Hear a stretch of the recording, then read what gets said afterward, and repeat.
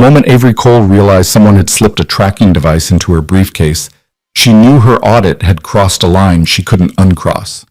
She stood frozen in Luca Moretti's marble lobby, her hand instinctively moving to her stomach, to the 5-month secret hidden beneath her carefully tailored blazer. The numbers didn't lie. His empire was built on blood money, but the men watching her now weren't his. They were rivals, and they wanted what she knew. The question wasn't whether she'd survive the night. It was whether they would. If you love dramatic crime romance, stay until the end. Hit that like button and comment your city so I can see how far this story reaches. The fluorescent lights of Carson and Associates hummed their usual monotonous tune as Avery Cole sat alone in Conference Room C, surrounded by towers of financial documents that told stories their authors never intended to reveal. It was 11:47 p.m. on a Tuesday, and the building was a tomb of ambition where only the desperate and the obsessed still worked. Avery was both. Her fingers moved across the keyboard with surgical precision, cross-referencing import manifests against customs declarations, watching numbers that should have aligned diverge like galaxies expanding away from truth. The Moretti Group's financials were a masterpiece of obfuscation, not obvious fraud, but something far more sophisticated. Money moved through shell companies like water through a maze, always flowing, never quite arriving where it claimed to be going. "Beautiful," she murmured, her voice the only sound in the silence. Not a compliment, an acknowledgement. Whoever had constructed this system understood the poetry of deception. Her lower back ached, a constant companion these past weeks. She shifted in the chair, her hand unconsciously moving to her stomach, to the swell she'd been hiding with progressively larger blazers and strategic positioning behind desks. 22 weeks, 5 months. A secret that grew heavier every day in ways that had nothing to do with physical weight. No one at the firm knew. No one in her life knew. That was exactly how it needed to stay. The pregnancy had been unplanned, the father a mistake she'd corrected by removing him from her life entirely. Marcus, ambitious, charming, and catastrophically married, though he'd somehow forgotten to mention that detail for 3 months. When she'd discovered the truth, she'd ended it with the same cold precision she applied to fraudulent balance sheets. No drama, no explanations, just a door closed and locked. She'd considered every option with the same analytical approach she used for everything else. Termination, adoption, single parenthood. Each choice weighed, measured, projected across spreadsheets of her own making. In the end, the decision had been startlingly simple. She wanted this child. She didn't need Marcus, didn't want him. She had a career that paid well, savings that provided security, and a stubborn independence that had carried her through worse. But Carson and Associates was old school in ways that mattered. Partners' meetings still happened at steakhouses where women were noted but not quite included. Maternity leave was offered but subtly penalized. And Avery had just made senior accountant, the youngest in firm history. Pregnant and unmarried would change how they saw her. She'd become a liability instead of an asset. So she'd made another calculated decision: hide it until she couldn't, then resign with dignity before they could whisper their judgments. 6 more weeks, maybe 8 if she was strategic with her wardrobe. Then she'd disappear into a carefully planned maternity leave that would never end, resurface in another city with another firm, and build the life she wanted without explaining herself to anyone. The Moretti audit complicated everything. She'd been assigned to the case 3 weeks ago, a routine review required for their loan refinancing, except nothing about the Moretti Group was routine. The company was a labyrinth. Import businesses spanning textiles, machinery, and luxury goods, real estate holdings across 5 states, investment portfolios that seemed to multiply like cells under a microscope. And under it all, whispers, rumors that never quite solidified into accusations. The kind of reputation that made people careful around Luca Moretti, the man who controlled it all. Avery pulled up another file, this one detailing a series of cash transactions from 4 years ago. Large deposits, always just under reporting thresholds, flowing through a company called Mediterranean Trade Solutions that existed on paper but seemed to have no actual operations. She followed the trail backward, finding similar patterns in earlier years, gradually increasing in sophistication. Someone had been laundering money through this empire. The question was whether Luca Moretti had inherited this system or built it himself. Her phone buzzed, a text from Simone, the only person at the firm she'd call a friend. Still there? You're going to turn into a spreadsheet. Avery smiled despite herself and typed back, already happened, currently cell D47. Seriously though, go home, sleep. Remember that thing humans do? Vaguely. We'll investigate after this file. She set the phone down and stretched, her spine crackling in protest. The baby shifted, a flutter that still startled her, this evidence of another life existing inside her own. She pressed her hand to her stomach, feeling the movement. Just me and you, she whispered. We're okay. We're going to be okay. It had become her mantra, a promise she made in empty offices and quiet mornings, in moments when the reality of single motherhood crashed against her carefully constructed plans. The conference room door opened without warning. Avery's hands flew to her keyboard, clicking away from the incriminating files to an innocuous summary sheet. Her heart hammered as she looked up, preparing an excuse for the late hours, the obsessive digging, Ms. Cole. The man in the doorway wasn't building security or a concerned partner. Luca Moretti stood there in a charcoal suit that probably cost more than her car, his dark eyes taking in the scattered documents with an expression that revealed nothing. He was younger than she'd expected, maybe late 30s, with the kind of controlled presence that made rooms feel smaller. His face was all angles and shadows, handsome in a way that seemed almost deliberate, like genetics had known exactly what they were doing. Mr. Moretti. Avery stood, grateful that the desk hid her from the waist down. I wasn't expecting... I know. He stepped inside, closing the door behind him with a soft click that sounded unnervingly final. Your firm mentioned you were thorough. I wanted to see for myself. It's nearly midnight. I keep unusual hours. His gaze moved across the documents, the open laptop, the coffee cups that marked the passage of her evening. As apparently do you. There was something unnerving about the way he looked at things. Not quick glances, but sustained observation, as if he could read stories in the arrangement of papers, divine intentions from the angle of her laptop screen. I believe in being comprehensive, Avery said, keeping her voice steady. Your company's structure is complex, diplomatic, accurate. Something that might have been amusement flickered across his face. Most auditors send junior associates to dig through files at midnight. You're senior level. Why are you here? I like to understand what I'm signing off on. And do you? Understand? The question hung between them, weighted with implications. Avery had built her career on reading people through their financial decisions, seeing character in cash flow statements. Standing here with Luca Moretti felt like the inverse, being read by someone who understood that numbers only told half the story. I understand that your company has grown significantly over the past decade, she said carefully, that your import business navigated the 2008 crisis remarkably well when others collapsed, that you've diversified into sectors that don't typically cluster together without strategic reason. And that concerns you. It interests me. There's a difference? Always. He moved closer, stopping at the edge of the conference table. This close, she could smell his cologne, something subtle and expensive that probably had a pretentious name like Midnight in Tuscany or Executive Power. I inherited a complicated legacy, Luca said, his voice quiet but carrying an edge that suggested he chose his words with the same precision she chose hers.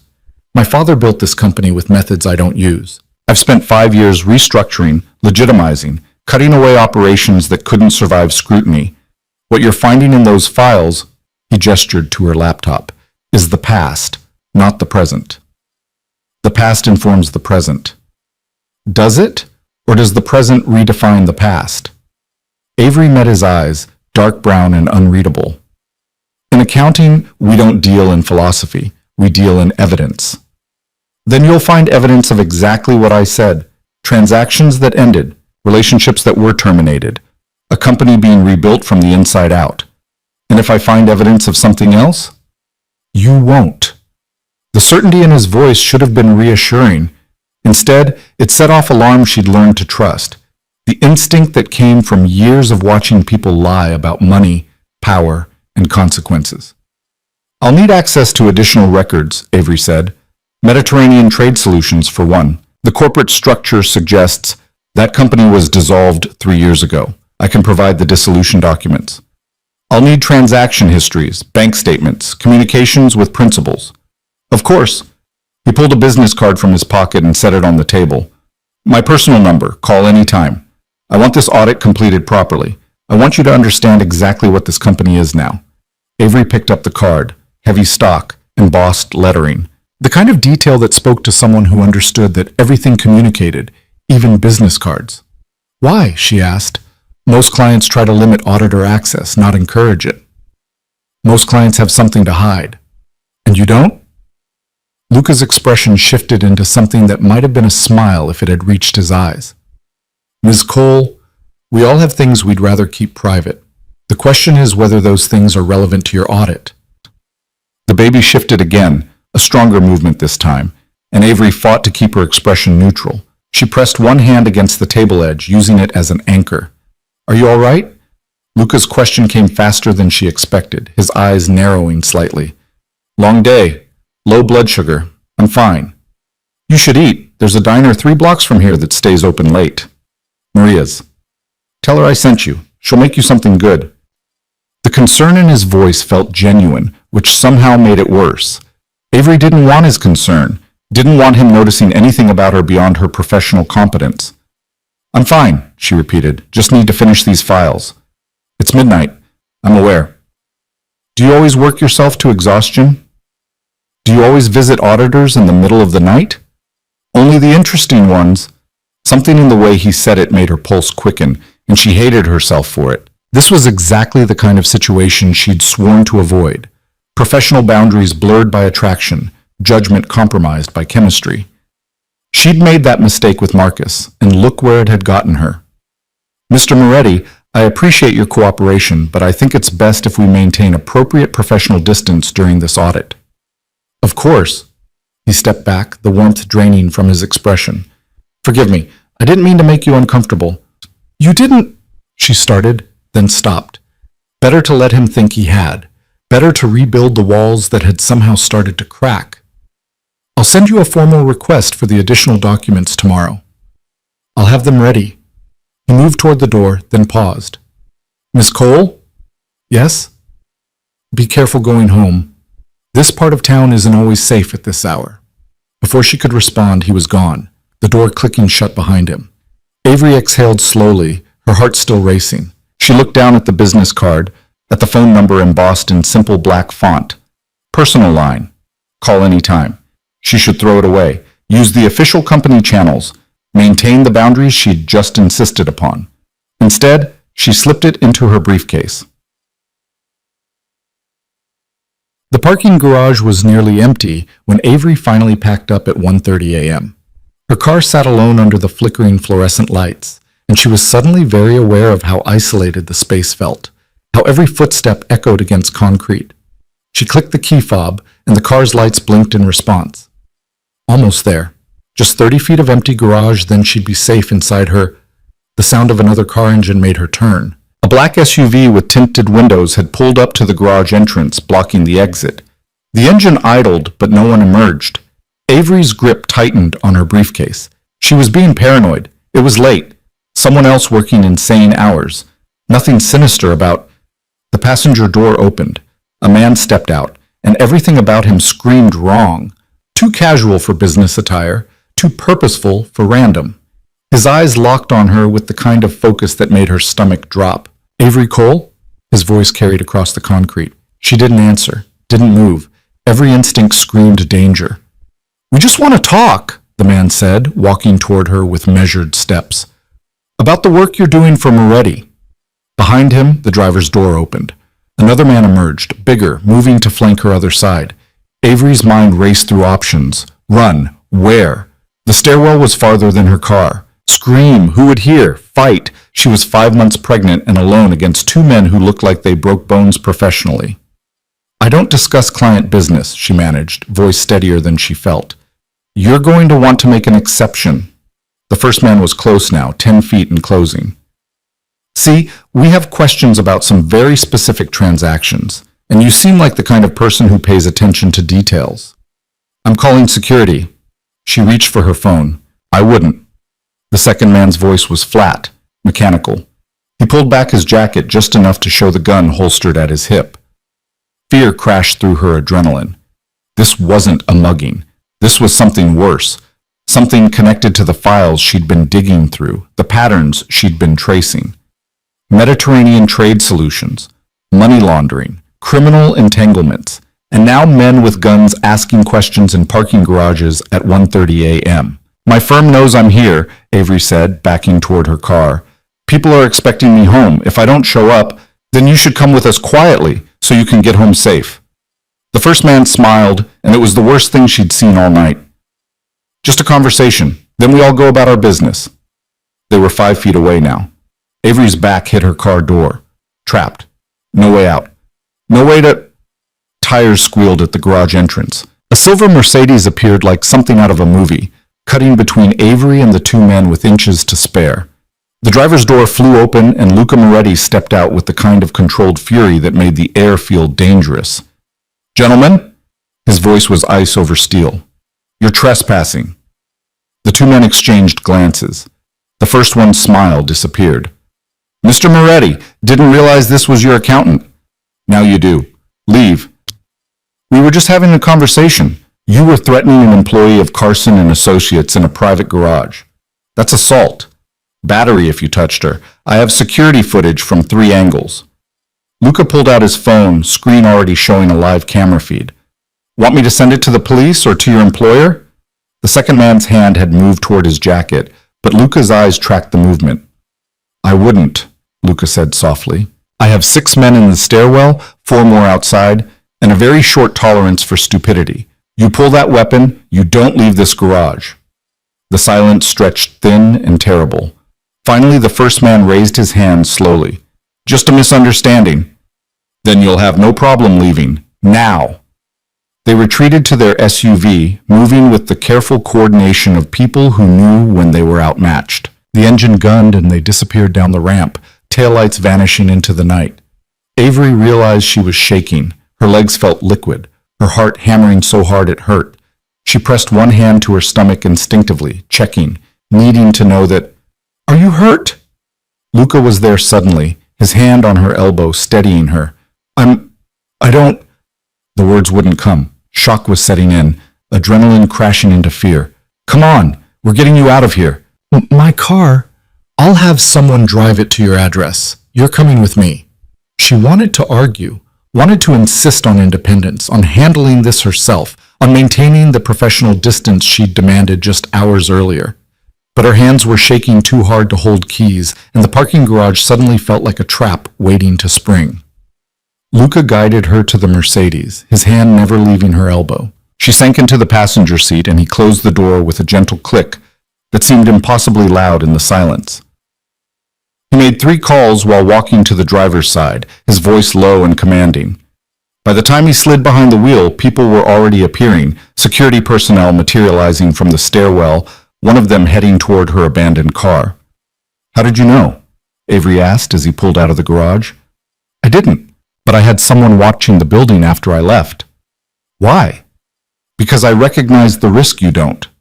He glanced at her, his expression hard. "You've been digging into Mediterranean trade solutions. That company had connections to people who don't appreciate scrutiny. You said it was dissolved." "It was.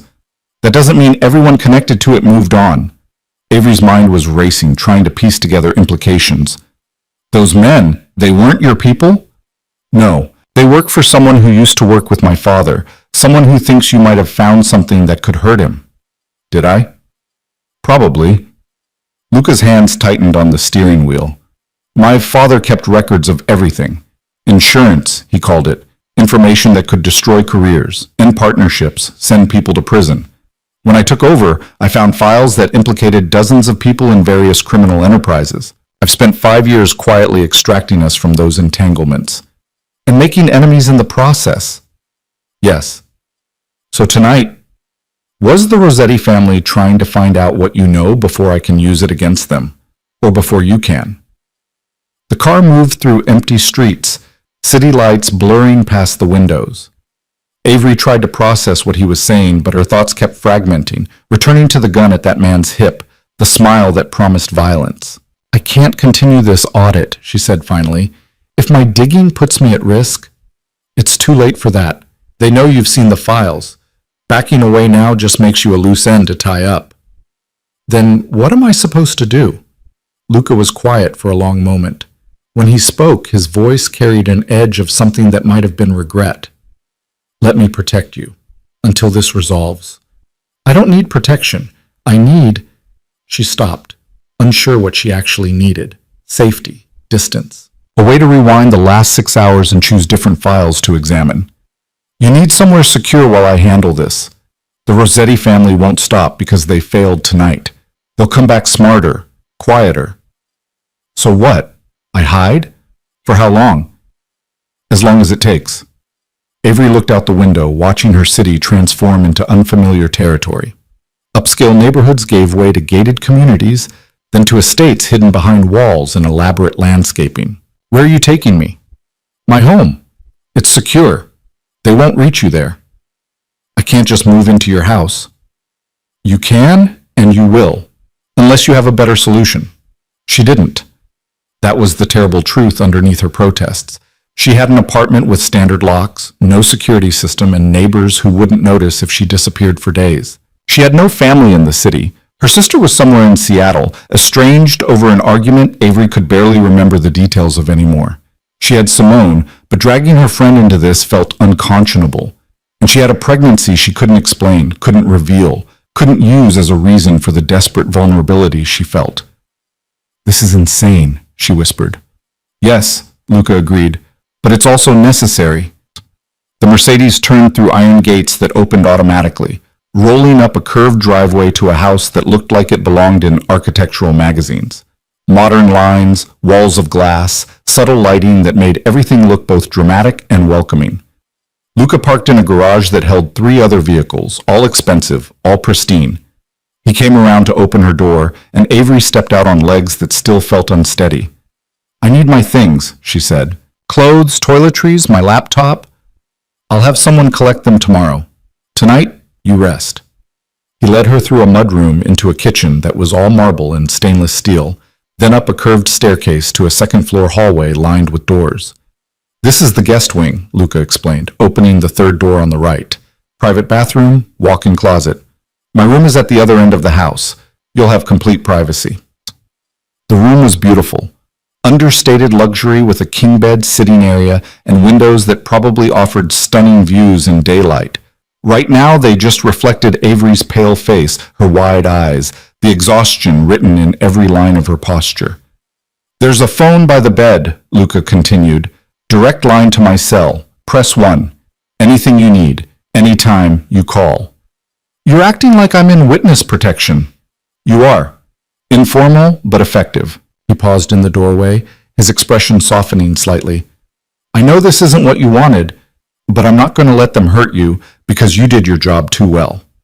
Avery sank onto the edge of the bed, feeling the fight drain out of her. How long have you known they were watching me? 3 days, since you requested the Mediterranean files. And you didn't warn me? I had people shadowing you. I thought that was enough. His jaw tightened. I was wrong. You should have told me. Yes, I should have. He looked at her with something that might have been actual remorse. I underestimated how aggressive they'd be. That's on me, and I'm sorry. The apology hung in the air between them, unexpected and genuine. Avery didn't know what to do with it. Get some rest, Luca said finally. We'll figure everything else out in the morning. He closed the door gently, leaving her alone in the beautiful room that felt like a cage lined with silk. Avery sat there for a long moment, then stood and walked to the bathroom.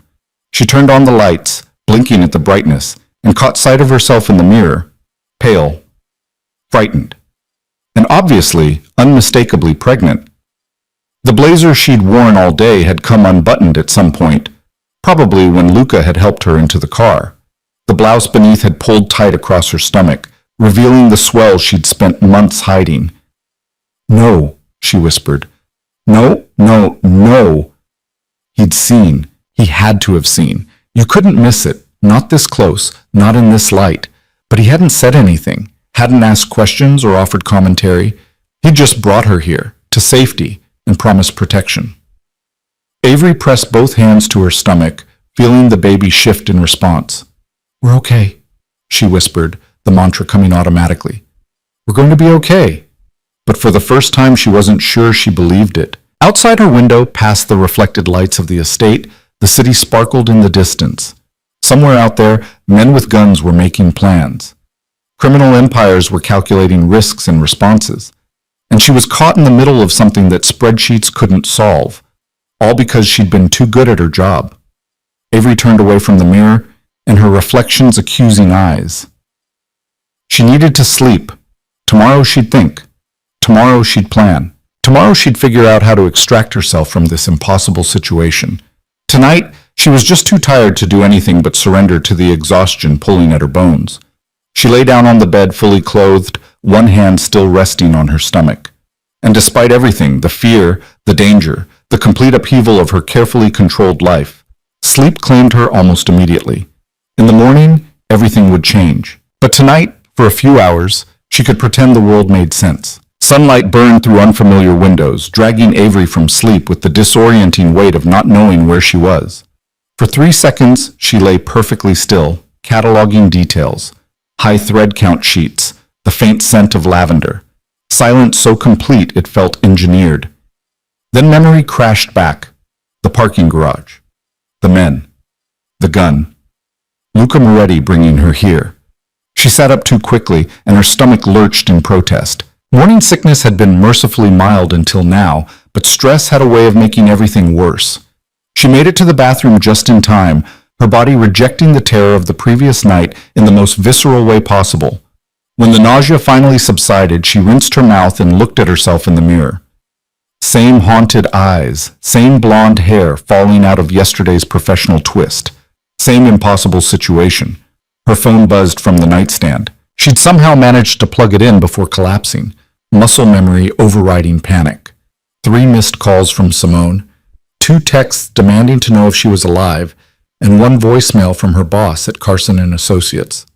"Avery, it's Richard. Call me when you get this. We need to discuss the Moretti audit. Some concerns have been raised about the scope of your investigation." Concerns. The word landed like lead in her chest. Someone had already gotten to the firm.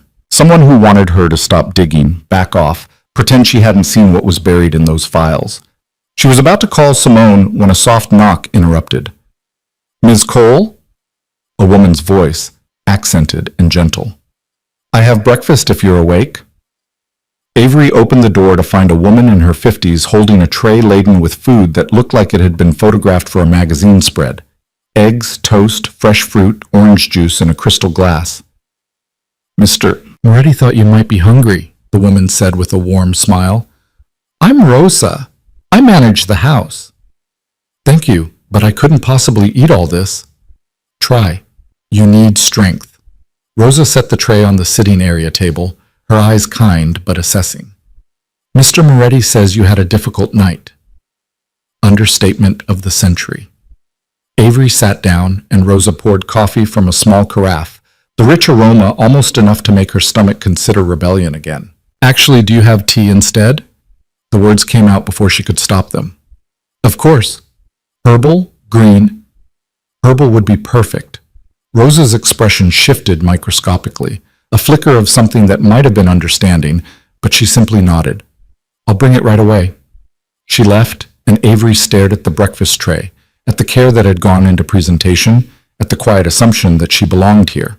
This wasn't how witness protection worked in movies. There should be safe houses and FBI agents, not guest rooms with Egyptian cotton sheets and personal chefs. She picked at the eggs, forcing herself to eat. The baby needed nutrition even if her appetite had vanished. 22 weeks, just over 5 months.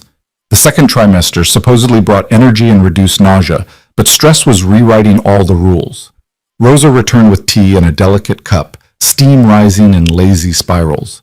Ginger and chamomile, good for settling stomachs. "Thank you." Avery wrapped her hands around the cup, grateful for the warmth. Rosa hesitated at the door. "Mr. Moretti is in his office when you're ready. 3rd door on the left, downstairs. But take your time. He has calls scheduled all morning." When she was alone again, Avery pulled out her phone and called Simone. "Jesus Christ, Avery, where are you? I drove by your apartment at 7 this morning and you weren't there. Your car wasn't there. You're not answering. I'm okay. Something happened last night. I can't really explain, but I'm safe. Safe where? Avery, you're scaring me. I'm at Luca Moretti's house. Silence. Then, you're where? It's not what you think. There was an incident at the office. Some people connected to his company tried to... She stopped, unsure how to explain without revealing too much. Luca thought it was safer if I stayed here temporarily. Some people tried to what? Avery, what the hell is going on? I found some irregularities in the Moretti financials, past connections to criminal activity, and apparently the people involved don't want that information surfacing. So you're hiding at the house of the man you're auditing, the man whose company might be criminally compromised? Put that way, it sounded insane. He's not involved. His father was, but Luca's been cleaning it up. The threat is from outside parties. And you believe him? Did she? Avery thought about Luca's face in the parking garage, the controlled fury when he'd told those men to leave, the way he'd protected her without hesitation. Yeah, she said quietly. I do. Simone exhaled slowly. Okay. Do you need me to bring you anything? Clothes? Your laptop? Luca's having someone collect my things today, but Simone, Richard called. He said there were concerns about the audit scope. I heard. There was a closed-door meeting yesterday afternoon, partners only. When I asked about it, I got shut down fast. Someone's pressuring the firm. Looks that way. Avery, maybe you should step back from this. Let someone else finish the audit. That's what they want. For me to disappear. Stop asking questions. Then maybe you should. This isn't worth your life. Avery looked down at her stomach, at the secret that complicated every decision. I can't just walk away. Why not? You're an accountant, not a detective. Let law enforcement handle whatever criminal mess this is. And say what? That I found some suspicious transactions from 4 years ago? I don't have proof of anything current, just patterns that suggest historical wrongdoing. Then give them the patterns and let them investigate. It made sense. It was the rational choice. But something stubborn in Avery resisted the idea of backing down, of letting these men frighten her into silence. I'll think about it, she said finally. Avery, I have to go. I'll call you later. She hung up before Simone could argue further and sat there holding her phone, staring at Richard's voicemail notification. She should call him back, should explain her absence, address whatever concerns had been raised. But she knew how that conversation would go. Subtle suggestions that she was overstepping, reminders about maintaining client relationships, implications that perhaps this assignment was too challenging for someone at her level. They'd pull her from the audit, assign someone more senior, more malleable, more willing to overlook inconvenient details, and the truth would stay buried. Avery set down the phone and finished her tea, letting the warmth settle her nerves. Then she showered using the expensive products lined up in the bathroom, dressed in yesterday's clothes that felt grimy and wrong, and went looking for Luca Moretti. The house revealed itself in daylight as even more impressive than she'd realized. Floor-to-ceiling windows offered views of manicured gardens and a pool that looked carved from blue glass. Art lined the walls, real pieces, not prints, including what might have been an actual Rothko in the living room. Money lived here, old money rebuilt into something sleeker and more dangerous. She found Luca's office exactly where Rosa had indicated. The door was open and he sat behind a massive desk, phone pressed to his ear, his expression carved from stone. I don't care what Rossetti thinks he's owed, Luca said, his voice cold enough to frost glass. The partnership ended when his people pulled guns on an innocent woman. Tell him if he wants a conversation, it happens through lawyers, not parking garages. He looked up, saw Avery in the doorway, and his expression shifted fractionally. He held up one finger, wait, and returned to the call. No negotiation. He crossed a line. Now he deals with consequences. A pause. Then let him try. We both know how that ends. He hung up and stood, buttoning his suit jacket. Today's was navy, perfectly tailored, making him look like he belonged in boardrooms deciding the fate of nations. How are you feeling? He asked. Like my life isn't mine anymore. Fair assessment. He gestured to the chair across from his desk. Sit. We need to talk. Avery sat, noticing the files stacked on his desk. Her name was visible on one of them. A dossier he'd compiled. Background information. Research. The kind of thing you did when you needed to understand someone completely. "You've been investigating me," she said. "Yes. The moment you were assigned this audit, I needed to know who I was dealing with." "And what did you find?" "That you're brilliant. Youngest senior accountant in Carson and Associates history. Master's in forensic accounting from Northwestern. Reputation for being thorough to the point of obsessive. No criminal record. No financial irregularities. No obvious leverage points." He paused. "No family in the area. No emergency contacts listed at your firm beyond a friend named Simone Chen." The isolation laid out that way felt stark. "Is there a point to this?" "The point is that you're alone. No one to notice if something happens to you beyond a friend who works 70-hour weeks and might assume you're just busy." Luca's expression hardened. "That makes you vulnerable." "I'm aware." "Are you?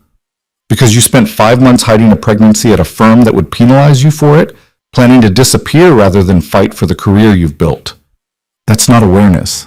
That's surrender." Avery's breath caught. She looked down at her stomach, at the slight swell visible now, without the blazer to hide it. "When did you know?" "Last night. When I helped you into the car, your jacket shifted. You're what, 5 months?" 22 weeks. "And the father?" "Not in the picture. Not relevant." Luca studied her with that unnerving intensity. "You plan to finish this audit, resign, and vanish." "I plan to take control of my life on my terms." "By running." Anger flared hot and sudden. "Don't you dare judge me. You don't know what it's like to be a woman in my field, to fight for every scrap of respect, to know that one wrong move makes you a cautionary tale instead of a colleague." "You're right. I don't know that." His voice softened. "But I know what it's like to inherit a legacy you didn't choose and spend years trying to prove you're different, to have people assume the worst because of your last name." The parallel hung between them, unwanted but accurate. They were both trapped by circumstances not of their making, both fighting to rewrite narratives other people had already decided. "The firm called," Avery said. "They want to discuss concerns about my audit scope." "Rossetti got to them." "So it seems." "What are you going to do?" "I don't know. Simone thinks I should step back, let someone else finish." "That's the safe choice." "But not the right one." Luca's mouth curved into something that wasn't quite a smile. "No, not the right one. You want me to keep digging. I want you to do whatever keeps you alive and safe. But if you choose to continue, I'll give you everything, every file my father kept, every record of every transaction, the complete truth about what this company was and what I'm trying to make it become." "Why? What do you gain from that?" "Clarity. If Rossetti thinks you're a threat, it's because he doesn't know what you've found. Uncertainty makes him dangerous. But if everything is documented, investigated, and reported through proper channels, I'm protected and you're no longer worth silencing." It made a cold kind of sense. "You want me to weaponize the audit. I want you to finish it properly. Document everything. Turn over findings to the appropriate authorities if criminal activity is confirmed. Let the law handle what should have been handled years ago. And if that destroys your company, then it deserves to be destroyed. I'm not my father.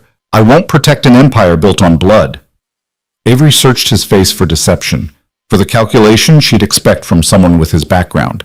But his expression held only weary determination, the look of someone who'd been fighting a war too long and was ready for it to end.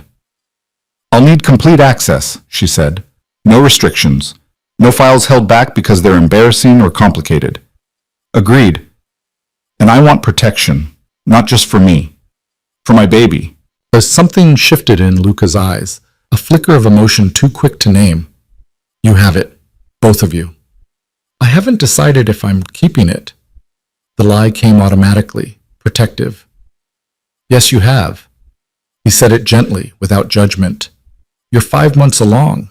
You could have terminated in the first trimester if you wanted.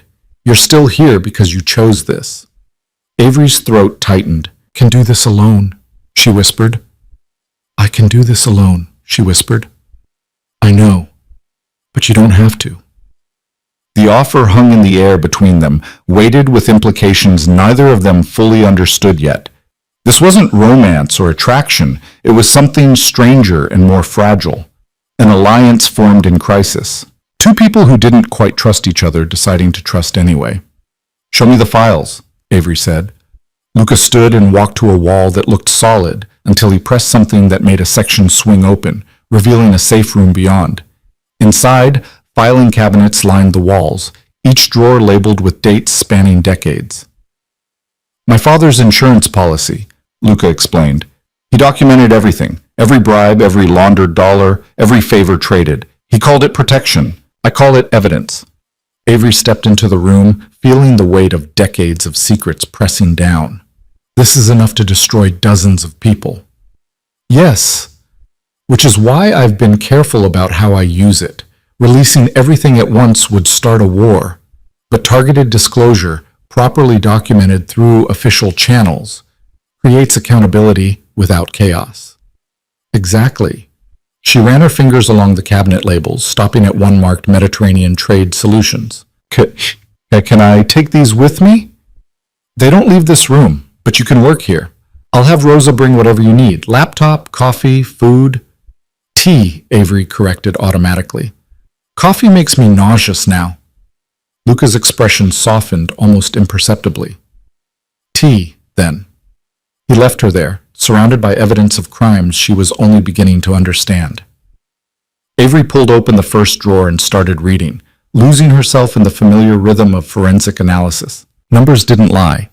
They couldn't dissemble or deflect. They simply were, and if you knew how to read them, they told stories their creators never intended. Hours dissolved. Rosa brought tea and sandwiches Avery ate without tasting. The baby kicked occasionally, small flutters that reminded her she wasn't alone in this quiet room full of other people's sins. She was deep in a ledger from 2015 when Luca appeared in the doorway. "It's almost 7, he said. Avery looked up, startled. "What?" "You've been in here for 9 hours. She glanced at her laptop clock. He was right. The afternoon had vanished into transaction records and shell company structures. "I didn't realize." "Find anything useful?" "Everything's useful. Your father was meticulous, almost compulsive about documentation." She gestured to the papers spread across the small table she'd claimed. Mediterranean Trade Solutions was a front for laundering money from 6 different criminal organizations. The Rossetti family was one of them, but there were others. Construction companies in New Jersey, import businesses in Miami, even a restaurant chain in Chicago. All connected to my father. As the middleman, he provided the infrastructure to clean their money, took a percentage, and kept records that could burn them all if needed. And now those records are yours. Now those records are evidence. Avery stood, stretching muscles that had stiffened from hours of sitting. "But Luca, if I turn this over to law enforcement, it won't just implicate the Rossetti family. It'll trigger investigations across multiple states, federal charges, RICO cases that could take years to prosecute." "Good. You say that like it won't touch you. You inherited this company. You're legally responsible for its operations." "I have my own documentation, 5 years of records showing systematic divestment from illegal operations. Contracts terminated. Relationships ended. A complete restructuring toward legitimate business." He leaned against the doorframe, exhaustion showing through his controlled exterior. "I've been building my defense since the day I took over. You were planning this all along. The audit, the exposure, everything." "I was planning survival. Your audit just accelerated the timeline." Avery sank back into the chair, the full scope finally crystallizing. "You wanted someone to find this. That's why you gave me unrestricted access. You needed an outside investigator to discover what you couldn't report yourself without looking complicit." "Yes." "And if the Rossetti family hadn't threatened me, if everything had gone smoothly, I would have guided you toward the right files and let you reach the same conclusions." Luca's expression was unreadable. "But they did threaten you, which means they're more desperate than I anticipated." "Why? What are they afraid I'll find?" "Something current, something that can't be explained away as historical wrongdoing." He straightened, tension visible in his shoulders. "Which means someone in my organization is still working with them, someone I haven't identified yet." The implication sent ice through Avery's veins. "You think there's a mole?" I think my father built relationships that didn't die with him. Someone's been feeding information to Rossetti. That's how they knew you were digging into Mediterranean trade solutions. How they knew where to find you. Then I'm not safe here either. You're safer here than anywhere else. This house has security most government buildings would envy. But you're right that we need to move faster than I planned. Move faster how? I have a meeting tomorrow with federal prosecutors. Off the record, preliminary. I'm going to offer them everything. Full cooperation, complete access to my father's files, testimony against everyone involved. In exchange for immunity. In exchange for a future that isn't built on lies. Luca moved into the room, his presence seeming to fill the small space. I'm tired, Avery. Tired of looking over my shoulder. Tired of wondering which employee is betraying me. Tired of being my father's son instead of my own man. The raw honesty in his voice caught her off guard. This wasn't the controlled businessman or the dangerous protector. This was someone as trapped as she was, fighting for freedom from legacies neither of them had chosen. What do you need from me? She asked. Your audit. Completed, documented, professional. Something prosecutors can use to corroborate my father's records. Independent verification from a respected forensic accountant. I'm not respected. I'm junior level, unmarried, and pregnant. Defense attorneys will tear me apart on the stand.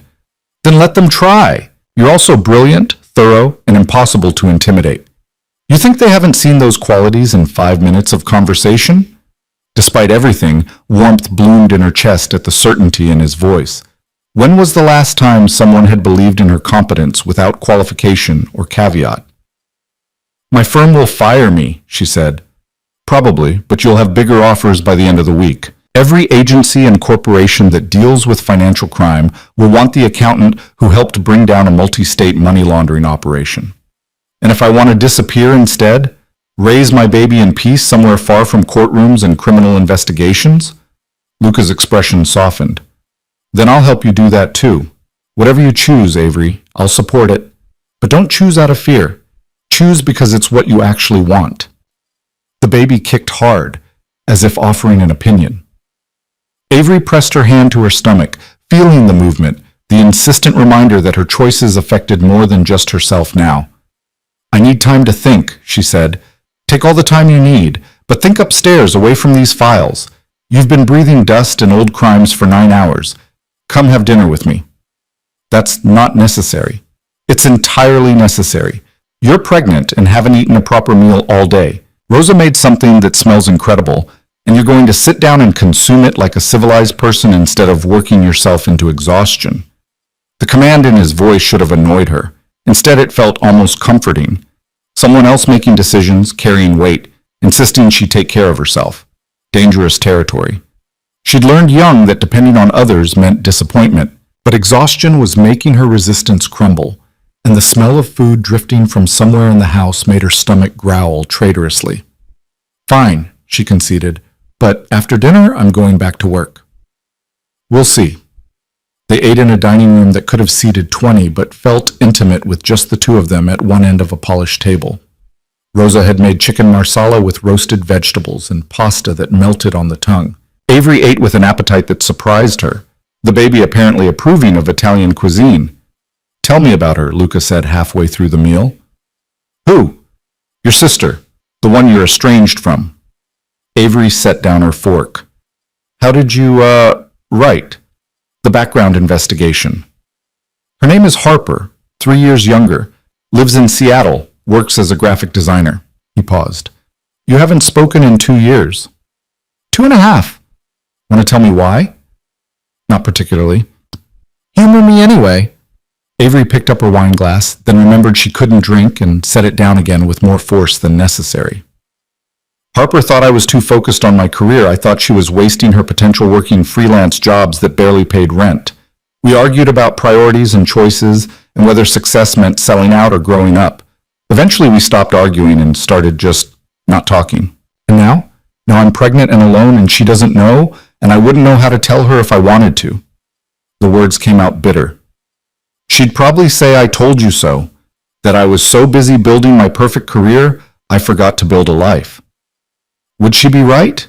Avery looked at him sharply, but his expression held only curiosity, not judgment. Maybe, she admitted. I spent 10 years proving I was good enough, smart enough, professional enough to matter. And somewhere in there I forgot that mattering to strangers at firms and boardrooms isn't the same as mattering to people who actually know you. It's not too late to change that, isn't it? I'm 5 months pregnant with a baby I'll be raising alone while testifying against crime families and probably losing my job. Not exactly the time to reconnect with estranged family. Or exactly the time. When everything else is chaos, family matters more, says the man whose father built a criminal empire. Luca's smile was sharp and sad. My father taught me exactly how important family is, and how badly you can damage it by choosing power over people. He stood, collecting plates despite Rosa's protest from the kitchen, which is why I'm not making his mistakes. Later, against her own plans, Avery found herself in the living room instead of back in the file room. Luca had somehow convinced her that rest was more productive than exhaustion, and her body had betrayed her by agreeing. She sat on a sofa that probably cost more than her car, feet tucked under her, while Luca worked at a laptop across the room. The silence felt companionable rather than awkward. Two people existing in the same space without needing to fill it with conversation. Can I ask you something? Avery said eventually. Of course. Why didn't you just destroy your father's files, burn them, erase them, make them disappear? Why keep evidence that could destroy you? Luca looked up from his laptop, considering the question. Because destroying them would mean nothing changed. The crimes would still have happened. The victims would still have been hurt. The systems that enabled it all would still be in place. He paused. My father kept those files as insurance. I kept them as accountability. The only way I could live with inheriting his empire was by promising myself I'd use it to make things right, even if it cost you everything. Especially then. Otherwise, what's the point? Avery understood that logic more than she wanted to admit.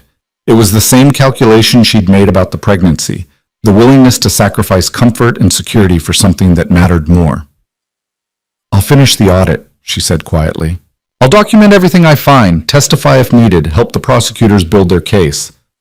You're sure? No, but I'm doing it anyway. Luca smiled, genuine warmth breaking through his usual control. Thank you. Don't thank me yet. I might ruin both our lives. Or save them. We'll find out together. The baby kicked again, stronger this time, and Avery winced. Luca noticed immediately. Are you all right? Fine, just active tonight. She rubbed her stomach absently. Doctor says movement is good, means everything's developing normally. When's your next appointment? Thursday, though I'm not sure how I'm supposed to get there from witness protection. I'll drive you, or arrange a car with security if you prefer privacy. The casual assumption that he'd be involved, that her medical appointments were now part of his concern, should have bothered her. Instead, it felt like relief. The weight of solitary responsibility lifting just slightly. You don't have to do this, she said. Any of this. You could have just provided the files and let me handle everything else on my own. I could have, but I'm not going to. Luca closed his laptop and stood, walking to stand by the windows overlooking the darkened gardens. My father spent his life hurting people for profit. I'm not going to add a pregnant woman and her child to that list just because it's convenient. I'm not your responsibility. No, but you're under my protection, which makes you my priority. He turned to face her. And for what it's worth, I think you're remarkable. The situation you're in would break most people. You're just getting angry and working harder. Is that a compliment or an observation? Both. Avery stood, suddenly needing distance from the intensity of his attention. I should get some rest. Long day tomorrow if I'm finishing this audit. Avery? She stopped at the doorway. Whatever happens, Luca said quietly, you and the baby are safe here. That's not negotiable. Even if you decide to walk away from all of this, even if you testify against me instead of with me, you're protected. That's my word. The promise hung in the air, absolute and unexpected. Avery nodded, not trusting her voice, and left before the emotions building in her chest could spill over into something embarrassing like tears. In the guest room, she changed into borrowed pajamas Rosa had left, silk, expensive, too beautiful for sleep, and lay in the dark trying to make sense of the past 48 hours. Her life had exploded, professional security shattered, physical safety compromised. The careful plan she'd made for solitary motherhood complicated by a man who insisted on caring whether she lived or died.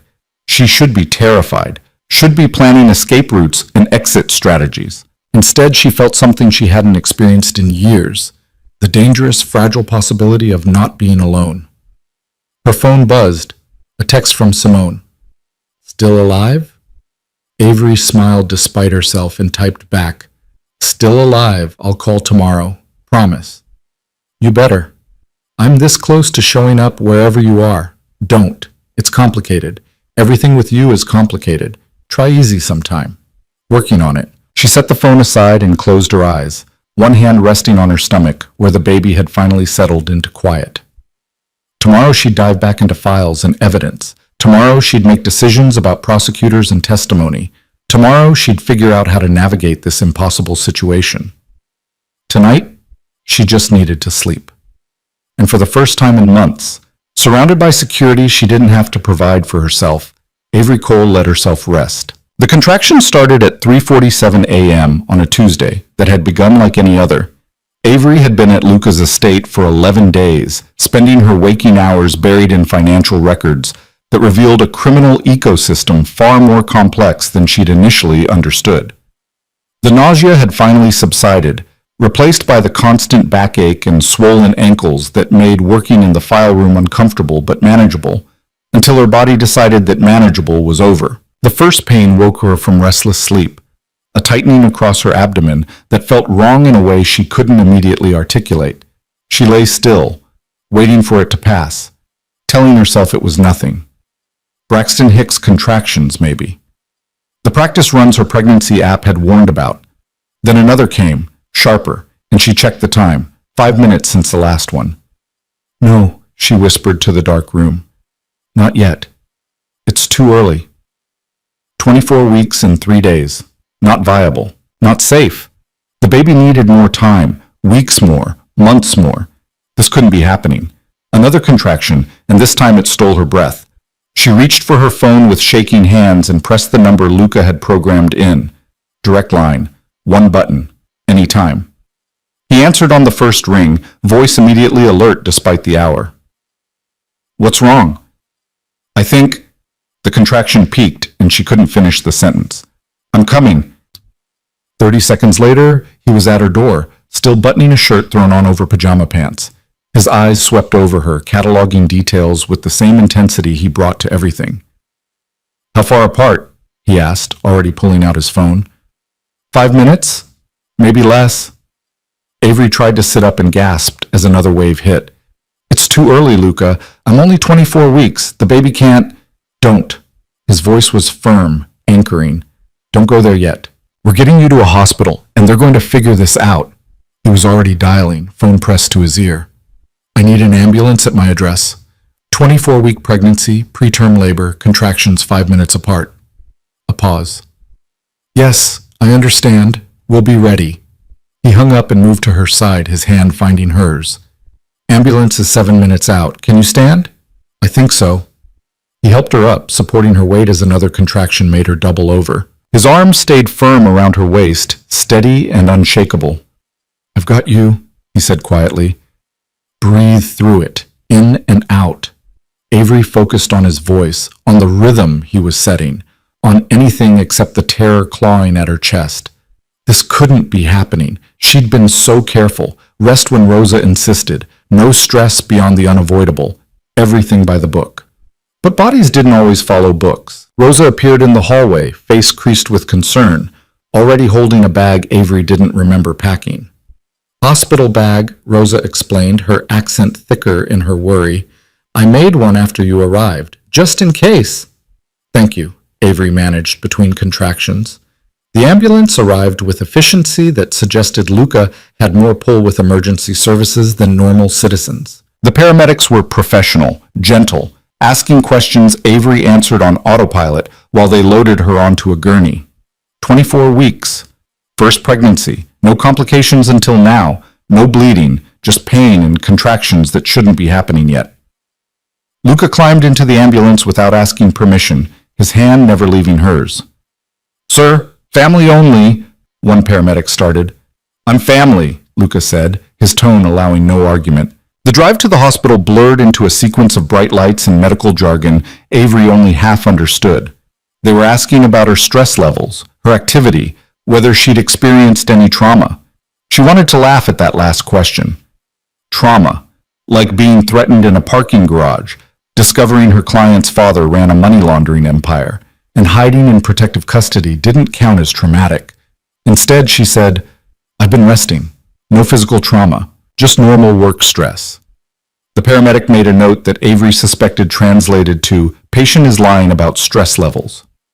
At the hospital, they whisked her into labor and delivery with an urgency that made her heart hammer. A nurse with kind eyes and efficient hands got her into a gown while firing questions. Another hooked her up to monitors that showed the baby's heartbeat, fast but steady, a sound that made Avery's throat tight with fear and love. "Contractions are regular," the nurse said, studying the monitor readout. 4 minutes apart now. Dr. Martinez is on her way." "What does that mean?" Avery asked. "Can they stop it?" "That's what we're going to try. The doctor will assess and decide on the best course of treatment."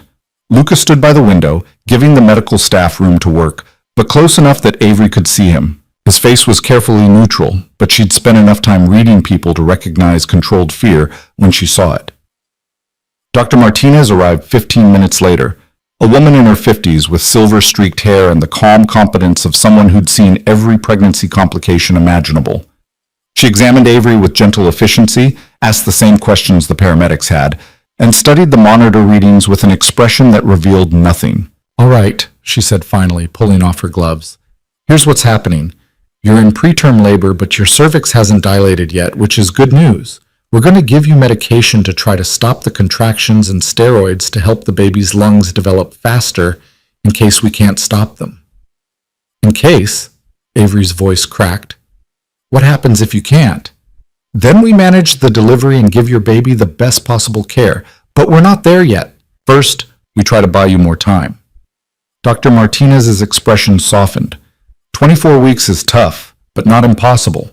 Every day we can keep this baby inside you improves their chances significantly. "What caused this?"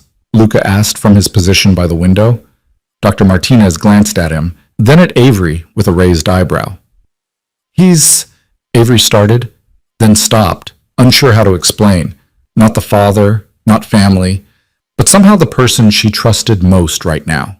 "I'm involved," Luca said simply. The doctor nodded, apparently satisfied with that vague explanation. Preterm labor can have many causes. Stress is a factor, but so are infections, placental issues, uterine abnormalities. Sometimes there's no clear cause at all. We'll run tests, but right now the priority is stopping these contractions.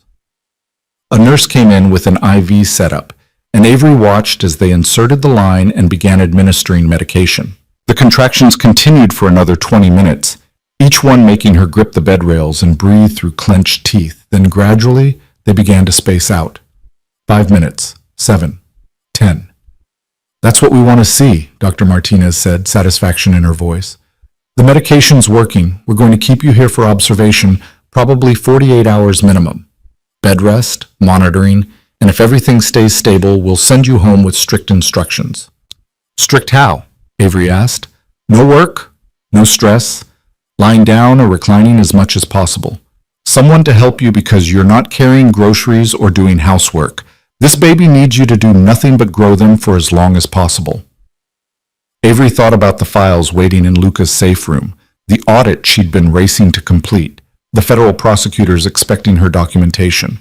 "I have work. You have one job now," Dr. Martinez interrupted firmly. "Staying pregnant. Everything else is secondary." "She'll have everything she needs," Luca said. "Whatever it takes." After the doctor left and the contractions had stopped completely, Avery finally allowed herself to cry. Quiet tears that slid down her temples into her hair, her hands pressed protectively over her stomach. "Hey!" Luca was there suddenly, pulling a chair close to the bed. "The baby's okay. You heard the heartbeat, strong and steady." "I almost lost them," Avery whispered, "because I was too stubborn to slow down, too focused on proving something that doesn't matter as much as I thought it did. You were doing your job. My job almost cost me my child. No, this isn't your fault." His hand covered hers, warm and solid. Preterm labor happens. The doctor said there might not even be a clear cause. You can't blame yourself for your body doing something you couldn't control. I should have rested more. Should have listened when Rosa told me to take breaks. Avery. He waited until she looked at him. You did everything right. You were careful. You followed the rules. Sometimes our bodies betray us anyway. That's not failure. That's just being human. The understanding in his voice nearly undid her. When was the last time someone had told her it was okay to not be perfect? That trying her best was enough even when outcomes went wrong? I'm scared, she admitted. I know. I don't know how to do this. The pregnancy, the baby, any of it. I had a plan, and now everything's falling apart. Then we make a new plan. One that starts with you and this baby staying healthy. We? She searched his face. Luca, you don't have to. I know I don't have to. I want to. He squeezed her hand gently. You're not alone in this unless you choose to be. And even then, I'm not going far. Before Avery could respond, her hospital room door opened and two men in suits entered with the purposeful stride of people who were used to going wherever they wanted without invitation. Miss Cole? I'm Agent Morrison, FBI. This is Agent Chen. We need to ask you some questions about your relationship with Luca Moretti. Luca stood immediately, positioning himself between Avery and the agents. She's in the hospital in preterm labor. Whatever questions you have can wait. I'm afraid they can't, Morrison said, his expression professionally neutral. We have reason to believe Ms. Cole may be in danger, and we need to understand the nature of her involvement with your organization. The nature of her involvement is that she's a forensic accountant doing her job, nothing more. Then why is she staying at your estate? Why did you personally bring her to the hospital? Why are you here at... Morrison checked his watch. 4:30 in the morning instead of her emergency contact or the father of her child? The implications hung heavy in the air. Avery could see exactly how this looked to outside observers. Young, pregnant accountant, powerful businessman with criminal connections, suspicious proximity. The narrative practically wrote itself, and it was completely wrong. Agent Morrison, Avery said, her voice stronger than she felt. I'm staying at Mr. Moretti's estate because men connected to the Rossetti crime family attempted to abduct me from my office parking garage 11 days ago. Mr. Moretti intervened and offered protection while I complete my audit of his company's financial records. Morrison's expression shifted slightly. You were threatened. Yes, two men, one armed, demanding information about my audit findings. Mr. Moretti's security team has footage of the incident. Why wasn't this reported to law enforcement? Because I was terrified, and Mr. Moretti got me to safety before I could think clearly about next steps. Avery met the agent's eyes. And because I wasn't sure who to trust. If the Rossetti family knew about my audit, it meant someone was leaking information. I didn't know if that someone might be in law enforcement. Morrison exchanged a glance with Agent Chen, who'd been silent until now. We're going to need to see that footage, Chen said. You can have everything, Luca replied. The parking garage footage, the files Ms. Cole has been reviewing, my father's complete records of money laundering operations spanning 2 decades. I've been planning to bring all of this to federal prosecutors anyway. You just accelerated my timeline. Morrison's eyebrows rose. You're volunteering evidence of criminal activity? I'm volunteering evidence of my father's criminal activity. I've spent 5 years dismantling what he built. Ms. Cole's audit has helped document that transition. Luca's voice was steady, certain. I want immunity for my cooperation. But more than that, I want this finished. I'm tired of looking over my shoulder at ghosts. That's a conversation for prosecutors, not field agents, Morrison said. But we'll need formal statements from both of you. Ms. Cole, when you're released from the hospital, she's not going anywhere until the doctors clear her, Luca interrupted. You want statements? You can take them here or wait until she's stable. Mr. Moretti, I understand you're concerned, but no. The single word carried absolute finality. You don't get to stress her while she's fighting to stay pregnant. You want cooperation? You give us time. 48 hours minimum. Avery watched Morrison calculate the angles, weigh the benefits of pushing versus patience. Finally, he nodded. 48 hours. But Ms. Cole, you need to understand, if you're involved with Mr. Moretti beyond a professional relationship, that complicates everything. I understand, Avery said. But I'm not. He's protecting me because the alternative was letting me get killed for doing my job well. That's the extent of our involvement. It wasn't entirely true anymore, but it was true enough for federal agents who saw the world in neat categories of criminal and witness, perpetrator and victim. After they left, Avery exhaled slowly, exhaustion crashing over her like a wave. That was a preview, Luca said quietly, of what happens when we move forward with this. Every detail of our lives examined, every interaction questioned. I know. You can still walk away. Tell them you were just doing an audit, you didn't find anything actionable, and you want to be left alone. Avery thought about the files she'd read, the shell companies and laundered millions, the lives destroyed by the criminal empire Luca's father had helped enable, the choice between comfortable silence and complicated truth. No, she said. I can't. Even if it means testifying, court appearances while pregnant or with a newborn, your name in newspapers connected to organized crime investigations? Even then, she looked at him, at the man who'd somehow become her unlikely ally in 11 impossible days. You said you kept your father's files as accountability. I need that too. I need to know I did the right thing even when it was hard. Something shifted in Luca's expression, respect mixed with something deeper she didn't have the energy to analyze. Then we do this together, he said. A nurse came in to check Avery's vitals, and Luca stepped back to give her space. The contractions had stopped completely now, the medication and rest working exactly as intended. The baby's heartbeat remained strong on the monitor, a steady reassurance that everything was okay for now. Your blood pressure is still elevated, the nurse noted. Try to relax, no excitement, no stress. Avery wanted to laugh. No stress. Right. While federal agents asked questions and crime families plotted revenge, and her body tried to evict her baby 3 months early. I'll try, she said instead. When the nurse left, Luca returned to the chair beside her bed. He looked exhausted, dark circles under his eyes, the careful control he usually maintained fraying at the edges. You should go home, Avery said. Get some actual sleep. I'm fine here. Luca, I'm not leaving. His tone allowed no argument. Not until the doctors say you're stable and out of danger. This could take days. Then I'll be here for days. Avery studied his face, trying to understand the loyalty that kept him in an uncomfortable hospital chair when he could be anywhere else. Why do you care this much? He was quiet for a long moment, and she thought he might not answer. Then, because someone should. Because you're facing all of this alone, and that's not right. Because... He stopped, something vulnerable flickering across his features. Because I know what it's like to be trapped by circumstances you didn't choose, and I don't want that for you or your baby.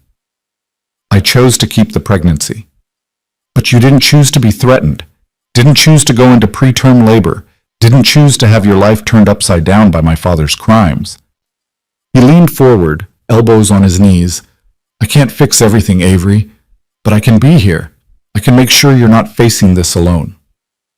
The words settled into her chest, warm and uncomfortable.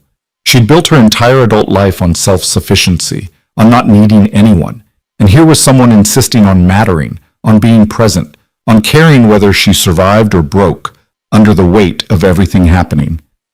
Thank you, she whispered. He nodded, then settled back in the chair, closing his eyes. Within minutes, his breathing had evened into sleep, the light doze of someone accustomed to staying alert even while resting. Avery watched him, this man who'd become something she couldn't quite define. Not a friend, not a romantic interest, something in between, an anchor in the storm, a partner in an alliance neither had planned. Her phone buzzed, a text from Simone. Heard you're in the hospital, coming. Avery typed back quickly. How did you know? Rosa called me, said you needed friends. I'll be there in 20. Despite everything, warmth bloomed in Avery's chest. Rosa had called Simone, had recognized that Luca's presence, however genuine, wasn't the same as having someone who knew her history, her fears, her complicated relationship with vulnerability. Simone arrived exactly 20 minutes later, bursting through the door with the force of someone who'd been holding back worry for 11 days and was done pretending she wasn't terrified. Jesus, Avery. She pulled up short at the sight of Luca asleep in the chair. Is that Luca Moretti? Yes. He's been here all night? Since the contractions started. Simone's expression cycled through confusion, concern, and calculation. Okay, we're going to unpack all of that later. Right now, how are you? How's the baby? Stable. They stopped the contractions with medication. I'm on bed rest for the foreseeable future. And the audit? On hold indefinitely. Good. Simone sat on the edge of the bed, taking Avery's hand. Screw the audit. Screw the firm. You focus on staying pregnant. The FBI was here, Avery said quietly. Asking questions about my relationship with Luca. What kind of questions? The kind that assume I'm involved with him in ways beyond professional. Are you? Avery glanced at Luca, still sleeping, his face younger in repose. I don't know what we are. He's protecting me, helping me, and I trust him in a way that doesn't make sense given how recently we met. Trust or something else? Don't. Avery's voice was sharp. I'm pregnant and in the hospital fighting preterm labor. I don't have the energy for complicated feelings about complicated men. Fair enough. Simone squeezed her hand. But Avery? When you do have energy, you might want to examine those feelings, because that man hasn't taken his eyes off you since I walked in, even while pretending to sleep. Avery looked, and sure enough, Luca's eyes were barely open, watchful and aware despite the appearance of rest. How long have you been awake? She asked. Long enough. He sat up, stretching carefully. I'll give you 2 privacy. You don't have to... Yes, I do. You need time with your friend. He stood, nodded politely to Simone. I'll be in the waiting room if you need anything. After he left, Simone let out a low whistle. Okay. I take back every skeptical thing I thought about this situation. That man is gone for you. He's not... We're not... Avery, I've known you for 6 years. I've seen you date exactly 3 people, none of whom you looked at the way you just looked at him. And none of whom looked at you like you were the only person in the room worth protecting. He's protecting me because I'm in danger. That's obligation, not... No. Simone's voice was firm. Obligation is hiring bodyguards. This is something else. He stayed all night in a hospital chair when he could have been anywhere. He fought off FBI agents to keep you from being stressed. He's looking at you like you matter beyond your usefulness to his legal strategy. Avery wanted to argue, but exhaustion was making her defenses crumble. Even if you're right, it doesn't matter. I'm pregnant with another man's baby. I'm about to testify in a federal investigation. My life is a disaster. Your life is complicated. That's different than disaster. Simone's expression softened. And maybe complicated is okay. Maybe perfect timing and simple situations are overrated. You sound like a greeting card. I sound like someone who wants her best friend to be happy. And if this Moretti guy makes you happy, he doesn't make me anything. He just... Avery struggled for words. He makes me feel less alone, and that scares me more than the men with guns. Why? Because alone is safe. Alone means I can't be disappointed when people leave. Simone was quiet for a moment. Then, is that why you stopped talking to Harper? Because she left for Seattle and you decided it was easier to cut her off than risk being hurt? The question landed like a punch. That's not fair. Maybe not. But is it true? Avery closed her eyes, feeling tears threaten again. I don't know. Maybe. Harper wanted me to slow down, enjoy life more, stop sacrificing everything for career advancement. And I thought she was being naive, that success required sacrifice. And now? Now I'm lying in a hospital bed at 24 weeks pregnant, fighting to keep my baby safe while testifying against organized crime. And I'm thinking maybe Harper was right. Maybe I sacrificed things that mattered more than I realized. It's not too late to call her, isn't it? We haven't spoken in over 2 years. I don't even know if she'd want to hear from me. Only one way to find out. Simone pulled out her phone. Give me her number. Simone, give me her number or I'll find it myself and tell her you're in the hospital. Your choice how much control you have over this conversation. Avery wanted to argue, but deep down she knew Simone was right. She'd been hiding from Harper the same way she'd been hiding her pregnancy from everyone. Out of fear, out of pride, out of the stubborn belief that admitting vulnerability meant admitting failure. She's not going to answer, Avery said, reciting the number from memory. Simone dialed, put it on speaker, and they waited through 4 rings before a familiar voice answered, cautious and surprised. Hello? Harper? Avery's voice cracked. It's me. Silence stretched across the line, loaded with 2 years of unspoken hurt. Then, Avery? What? Why are you calling? Because I'm in the hospital, and I'm scared, and I'm sorry. For everything, for the things I said, for cutting you out, for being too stubborn to admit I was wrong. More silence, then quieter. What's wrong? Why are you in the hospital? I'm pregnant, 24 weeks. I went into preterm labor this morning, and they managed to stop it, but I'm on bed rest, and everything's complicated, and... The words tumbled out in a rush.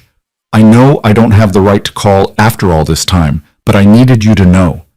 Needed to hear your voice. You're pregnant. Harper's tone was unreadable. And you didn't tell me? I didn't tell anyone. I was planning to disappear, start over somewhere new where people didn't know me. That's the most Avery thing I've ever heard. But there was warmth underlying the exasperation. Always running instead of standing still long enough to let people help. I know, you were right about that. About everything. I wasn't right about everything. You're brilliant at what you do. I wanted you to have more than work.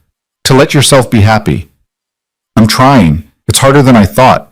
Harper laughed, and the sound was so familiar, it hurt. Everything's harder than you think until you actually do it. That's life, Av. Messy and hard and worth it anyway. They talked for 20 minutes, words spilling out like water from a broken dam. Avery told her about the audit, the threats, Luca's protection. Harper told her about her life in Seattle, the design studio she'd opened, the boyfriend she was living with who made terrible coffee but excellent conversation. When they finally hung up with promises to talk again soon, Avery felt lighter than she had in years. See, Simone said smugly, not too late. Don't gloat. I'm absolutely gloating. I'm a glorious, I told you so gloating machine. Despite everything, Avery laughed. And for the first time since the contractions had started, she let herself believe that maybe things would be okay. Not perfect, not simple, but survivable. With people who cared standing beside her. Luca returned an hour later after Simone had left with promises to visit again tomorrow. He looked different somehow, more settled, like the brief rest had restored some of the control he'd been missing. Harper? He asked, having clearly heard at least part of the conversation from the hallway. My sister. We reconciled. Sort of. Good. You need people. He sat back in his chair, resuming his vigil. The FBI wants to schedule formal interviews. I told them we'd let them know when you're cleared by doctors. And the prosecutors? Meetings on hold until you're stable. They understand the circumstances. Avery nodded, letting her eyes drift closed. The medication was making her drowsy, and exhaustion was pulling at her like gravity. Luca? She murmured. Yeah? Thank you for being here, for everything. You don't need to thank me. I do, though, because you didn't have to do any of this, and you did anyway. She felt his hand cover hers, warm and solid, and let herself drift into sleep with that contact anchoring her to consciousness even as she slipped away from it. When she woke hours later to the sound of monitors and hushed voices, Luca was still there, still keeping watch, still choosing to stay when he could have left a dozen times. And Avery realized that Simone had been right. This was something more than obligation or strategy or protective instinct. This was someone who'd chosen to care, to invest, to stand beside her even when the storms kept coming. It terrified her, but it also felt like the first honest thing in her life in longer than she wanted to admit. 3 days in the hospital stretched into 5, then 7. The contractions stayed away, held at bay by medication and strict bed rest. But Dr. Martinez refused to release Avery until she was certain the immediate crisis had passed. Every morning brought the same routine: vital checks, ultrasounds, cautious optimism tempered by medical pragmatism. Luca stayed, not constantly, but enough that the nurses started greeting him by name, that he had a preferred chair, that someone had brought him changes of clothes that appeared in the small closet like evidence of roots taking hold. On the 8th day, Agent Morrison returned with a woman Avery didn't recognize. Sharp suit, sharper eyes, the kind of presence that announced authority without needing introduction. Ms. Cole, I'm Assistant U.S. Attorney Sarah Chen. I understand you've been through a difficult time, but we need to move forward with formal proceedings. Luca stood from his usual chair, positioning himself protectively. She's still under medical observation. I'm aware. Dr. Martinez has cleared her for interviews as long as they're conducted here and kept brief. Sarah's expression softened marginally. I promise to be as efficient as possible. Avery shifted in the bed, reaching for the button that raised her into a sitting position. What do you need from me? Everything. Your audit findings, how you came to be staying at Mr. Moretti's estate, the threats against you, what you know about his father's criminal operations. Sarah pulled a recorder from her briefcase. With your permission, I'd like to record this. Before she says anything, Luca interjected, I want it clear that Ms. Cole is cooperating voluntarily. She's not under investigation. She's a witness who was threatened for doing her job. Agreed. Ms. Cole, you're here as a witness, not a suspect. Anything you tell me will be used to build cases against the Rossetti organization and other parties involved in the money laundering operations you've uncovered. Avery looked at Luca, who gave a slight nod. Permission or encouragement, she wasn't sure which. Okay, she said. Where do you want me to start? The interview lasted 2 hours. Sarah was relentless but professional, walking Avery through every detail of the audit, every suspicious transaction, every connection she'd traced through the labyrinth of shell companies and false invoicing. Agent Morrison took notes, while Sarah asked questions that revealed just how much they already knew and how much they'd been waiting for someone to confirm. Mediterranean Trade Solutions, Sarah said, pulling up a file on her tablet. You identified it as the primary vehicle for laundering money from 6 criminal organizations. Walk me through how you reached that conclusion. Avery explained the transaction patterns, the timing that suggested coordination, the way funds moved through the company without corresponding business activity. As she talked, she watched Sarah's expression shift from interested to satisfied. This corroborates intelligence we've had for years but couldn't prove, Sarah admitted. Your documentation is going to be crucial for prosecution. What about Luca? Avery asked. He inherited this system. He didn't build it. We're aware of Mr. Moretti's efforts to legitimize his operations. His cooperation will be taken into account. Sarah's gaze shifted to Luca. Which brings us to you. I need your formal statement and agreement to testify. I'll give you everything, Luca said. Complete access to my father's files, my testimony against everyone involved, cooperation throughout the investigation and trial. In exchange, I want immunity from prosecution for any crimes committed by the organization before I took control. That's a conversation for after I review the evidence. But preliminarily, if everything you're saying is accurate, I think we can reach an agreement. They spent another hour discussing logistics, grand jury testimony, trial preparation, witness protection if needed. Avery listened with growing unease as the scope became clear. This wasn't going to be quick or simple. This was years of her life committed to legal proceedings, to being the person who'd brought down a criminal empire. When Sarah and Morrison finally left, Avery felt hollowed out, exhausted in a way that had nothing to do with the pregnancy. You okay? Luca asked quietly. I just committed to testifying in what sounds like a dozen different trials. So no, not really. You can still back out. Tell them you don't feel safe. You're too stressed. I can't. You know I can't. She looked at him, this man who'd somehow become the most constant presence in her life. We're in this now, both of us. Yeah, we are. The words hung heavy with implications neither seemed ready to examine. Before Avery could respond, her phone rang. Harper's name flashed on the screen. I should take this, she said. Luca nodded and stepped into the hallway, giving her privacy. Hey, Avery answered. Hey yourself, how are you feeling? Tired, overwhelmed, terrified I'm going to mess everything up. So, normal pregnancy emotions plus federal investigation stress. Sounds fun. Despite everything, Avery laughed. It's a unique experience. Listen, I've been thinking, when you get out of the hospital, you should come to Seattle. Stay with me for a while, get away from all the legal drama, and just focus on staying pregnant. The offer was tempting. Escape to somewhere safe and familiar. Let her sister take care of her the way family was supposed to. but the logistics crashed against the reality of her situation. I can't. I'm on strict bed rest, and the doctors want me close for monitoring. Plus, the FBI needs me available for interviews and preparation. Then I'm coming there. You shouldn't be alone through this. Harper, you have your studio, your life, which I can manage remotely for a few weeks. Avery, you almost lost the baby. You're facing down organized crime. You need family, and I'm it. Her voice softened. Let me help. Please. The word please did it. Harper never begged, never pushed when Avery's walls went up. The fact that she was pushing now meant this mattered, meant Avery mattered enough to fight for. Okay, Avery whispered. Yeah, that would be...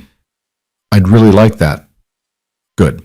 I'll book a flight for tomorrow. Text me the hospital address, and I'll come straight there. After they hung up, Avery sat in the quiet room feeling something shift inside her. For years, she'd operated on the belief that independence meant not needing anyone, that strength was measured in how much you could carry alone. But lying here, surrounded by machines monitoring her baby's heartbeat, and legal battles that would define the next several years, she was starting to understand that maybe strength looked different than she'd thought. Maybe it looked like accepting help, like letting people care, like admitting that some burdens were too heavy to carry solo. Luca returned with 2 cups of tea and what looked like actual food from somewhere beyond the hospital cafeteria. Rosa sent provisions, he explained, unpacking containers of pasta and bread that smelled like comfort. She says hospital food is unacceptable for someone growing a baby. Rosa is a saint. She is. She also wants to know if you need anything else, clothes, books, someone to yell at the doctors if they're being difficult. Avery smiled despite herself. Tell her I'm okay, and that Harper is coming tomorrow. Your sister. Luca's expression shifted into something that might have been relief. That's good. You need people. You keep saying that, because it's true. He sat down, opening his own container of food. No one survives alone, not really. We just get better at pretending we don't need each other. Is that what you've been doing? Pretending. For years. Since my father died and I realized I was surrounded by people who wanted something from me but didn't actually know me. He took a bite, chewed thoughtfully. You're the first person in a long time who didn't want anything beyond honesty. I wanted your cooperation with the audit. That's business. I'm talking about personal. You never asked me for favors or connections, never tried to leverage our situation into something that benefited you. You mean besides living in your house and eating Rosa's cooking? That's protection, not leverage. There's a difference. Avery ate in silence, processing his words. He was right. She hadn't thought about what she could gain from proximity to someone powerful. She'd only thought about survival, about getting through each day without losing herself or her baby in the chaos. What happens after? She asked suddenly. After the trials and testimony, after everything's resolved, what do we do then? Luca set down his fork, meeting her eyes with an intensity that made her pulse quicken. I don't know. I guess it depends on what you want. What I want doesn't seem particularly relevant right now. I'm pregnant, essentially homeless since I can't go back to my apartment, and about to be unemployed when Carson and Associates realizes I'm never coming back. You're not homeless. You have a room at my estate for as long as you need it, and you won't be unemployed. Every federal agency and major corporation with fraud concerns will want to hire you after this. That's not the point. Then what is? Avery struggled to articulate the fear coiled in her chest. The point is that none of this was my plan. I was supposed to finish the audit, resign quietly, move somewhere new, and raise my baby in peaceful anonymity. Instead, I'm in the middle of a federal investigation, living with a man I barely know, letting people back into my life who I'd written off. Her voice cracked. I don't know how to do this. Any of this. Neither do I, Luca admitted. But we're doing it anyway. That's not reassuring. It's honest, which is more than most people offer. Before Avery could respond, alarms started blaring from the monitor beside her bed. Numbers flashed red, blood pressure spiking, heart rate climbing. She felt it before she saw it, the tightening across her abdomen, the familiar pressure that meant the contractions were back. No, she gasped. Not again. Luca was already at the door, shouting for nurses. Doctor. Martinez appeared within seconds, her calm competence a stark contrast to the chaos of beeping machines and urgent voices. How long? She asked, checking the monitors. Just started, Avery managed through clenched teeth. All right, we're going to increase the medication, see if we can stop them like last time. Dr. Martinez's hands were already moving, adjusting IVs, checking vitals. Try to stay calm, stress makes everything worse. But Avery couldn't stay calm. The contractions were stronger than before, coming faster, each one stealing her breath and replacing it with terror. 25 weeks now, still too early, still not safe. I can't do this, she whispered. I can't. Yes, you can. Luca was there, his hand gripping hers, his voice cutting through the panic. Breathe with me. In and out. You've got this. She focused on his voice, on the rhythm he set, letting it anchor her while her body betrayed her. The medication started working, slowly pushing back against the contractions, spacing them out from 2 minutes to 3 to 5. But they didn't stop completely this time. Dr. Martinez's expression grew more serious as she studied the monitors. The medication's helping, but not enough. We're going to need to be more aggressive with treatment. What does that mean? Avery asked. Magnesium sulfate. It's harder on you, makes you feel awful, honestly, but it's more effective at stopping preterm labor. She paused, choosing words carefully. If this doesn't work, we may be looking at delivery. 25 weeks is better than 24, but it's still extremely premature. The words landed like physical blows.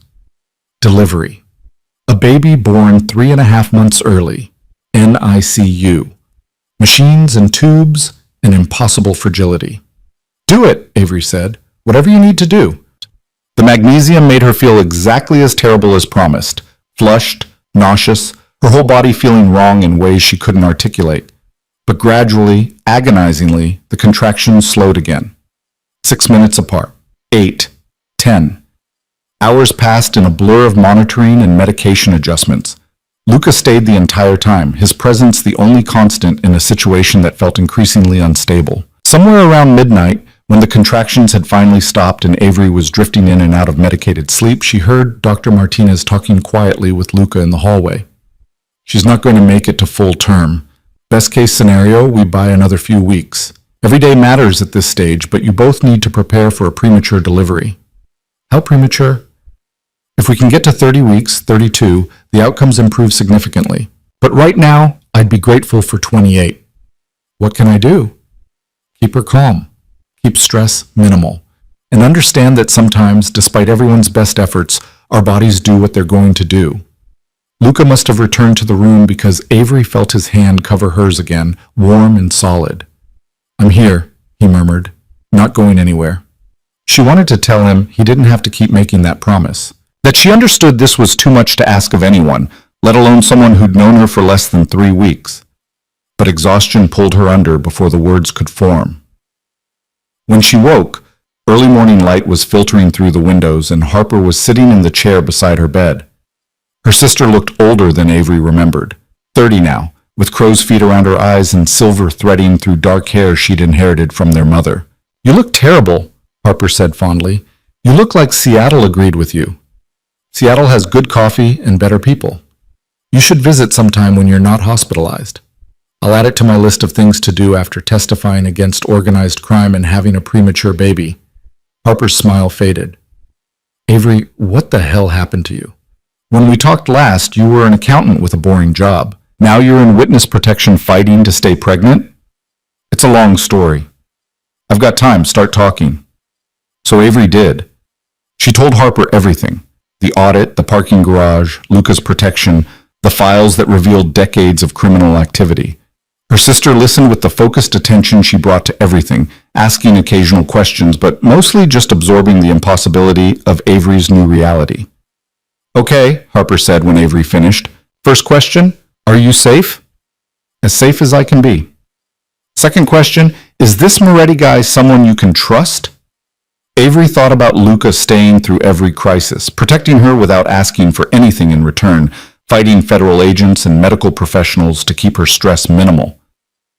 Yeah, she said quietly. I think he is. Third question, are you in love with him? What? Number Harper, I'm pregnant with another man's baby. I've known Luca for 3 weeks. Love doesn't follow timelines, Av, and I've seen how you talk about him. That's not just gratitude or professional respect. It's complicated. Everything worth having is complicated. Harper leaned forward, her expression serious. I spent 2 years not talking to you because we were both too stubborn to admit we were wrong. Don't waste time on complications that don't actually matter. My pregnancy matters. The investigation matters. The fact that we're from completely different worlds matters. Does it? Or are those just excuses to avoid risking your heart? The question hit too close to truth Avery wasn't ready to examine. Before she could respond, Luca appeared in the doorway with coffee for Harper and tea for Avery. You must be Harper, he said, offering his hand. Luca Moretti. The infamous protector. Harper shook his hand, studying him with the assessing gaze of a younger sister determined to evaluate worthiness. My sister says you're trustworthy. I'm trying to be. Good. Because if you hurt her, witness protection won't save you from me. Luca's mouth quirked into an almost smile. Noted. He left them alone again, and Harper turned to Avery with raised eyebrows. Okay, I take it back. You're definitely in love with him. I'm not, Avery. He brought you tea without asking what kind you wanted. That means he's been paying attention to details about your preferences and habits. That's not casual concern. That's someone who cares about making you comfortable. Or someone who asks the nurses what I usually drink. You're impossible. I'm realistic. Even if I did have feelings for him, which I'm not saying I do, this isn't the time. I need to focus on staying pregnant and getting through the legal proceedings. And then what? And then I figure out how to be a single mother while rebuilding my career in a different city. Why different city? Because everyone here will know me as the accountant who testified against the mob. I'll never just be Avery Cole again. I'll always be the woman from the investigation. Harper was quiet for a moment. Then, maybe that's not the worst thing. Maybe being known for standing up and telling the truth is better than being invisible. I liked invisible. Invisible was safe. Invisible was lonely. There's a difference. Before Avery could argue, Dr. Martinez entered with news that shifted everything. The contractions have stopped completely, and your vitals are stable. I'm comfortable releasing you tomorrow with strict instructions. She pulled out a tablet, making notes as she talked. Absolute bed rest, no work, no stress, no activity beyond bathroom trips. Someone needs to be with you at all times to help with daily tasks. Weekly monitoring appointments, possibly more frequent if we see any concerning changes. I can do that, Avery said. Can you? Because compliance is crucial. One mistake, one moment of thinking you're feeling better and can do more, could trigger labor again. She won't be alone, Luca said from the doorway. She'll have round-the-clock care at my estate. Medical staff on call, whatever she needs. Dr. Martinez looked between them, clearly trying to navigate the complicated dynamics. And you are? Someone invested in keeping her and the baby safe. Family? Close enough. The doctor nodded slowly. All right, Ms. Cole, if you're comfortable with this arrangement, I'll prepare discharge papers for tomorrow. But I want to be very clear. This is your last warning. If you go into labor again, we likely won't be able to stop it. The next time could mean delivery. The weight of that statement settled over the room like snow. Final. Inescapable. I understand, Avery whispered. After Dr. Martinez left, Harper stood and gathered her things. I'm going to find a hotel nearby, but I'll be back tomorrow to help get you settled. You don't have to stay. I know you have work. I'm staying, at least for a few weeks. We already established this. Harper kissed her forehead. Rest. I'll see you tomorrow. When she was gone, Avery and Luca sat in silence, the reality of the next however many weeks pressing down on them both. You don't have to do this, Avery said finally. I can hire nurses, find a rental with accessibility. Stop. Luca's voice was gentle but firm. You're staying at the estate. Harper can visit whenever she wants. Rosa will make sure you eat properly. And I'll... He paused, something vulnerable flickering across his face. I'll make sure you're not facing this alone. Why? The question came out raw, honest. Why do you care this much? Luca was quiet for so long Avery thought he wouldn't answer. Then, because when I look at you, I see someone fighting for something real, not power or money or reputation, just the chance to bring a life into this world and give them better than what we had. He met her eyes. That matters. You matter. and I'm tired of living in a world where people only help each other when there's something to gain. The confession hung between them, honest and undefended. Avery felt something crack open in her chest, the careful walls she'd built against exactly this kind of vulnerability. I'm scared, she admitted, of the pregnancy, of the testimony, of whatever this is between us. Me too, Luca said, but I'm more scared of walking away and wondering what could have been. We barely know each other. Then we'll learn, one day at a time. It should have felt rushed, reckless, impossible. Instead, it felt like the first honest thing in Avery's carefully controlled life, the admission that sometimes you couldn't plan everything, couldn't protect yourself from every risk, couldn't avoid the terrifying possibility that letting someone in might actually be worth it. Okay, she whispered. One day at a time. Luca smiled, and it transformed his entire face, made him look younger, less burdened by the weight of his father's legacy. Get some sleep, he said. Big day tomorrow. Moving you home. Home? The word settled into Avery's chest like warmth.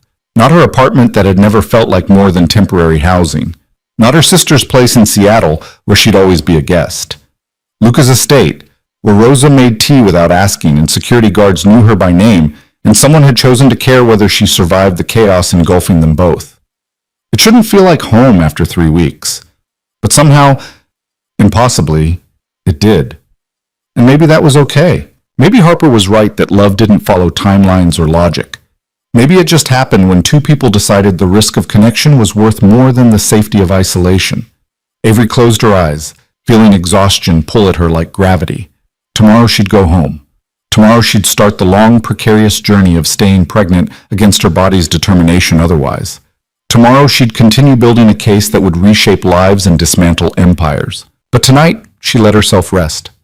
Let herself trust that someone else would keep watch, would notice if something went wrong, would be there when she woke. For someone who'd spent a decade proud of her independence, it should have felt like weakness.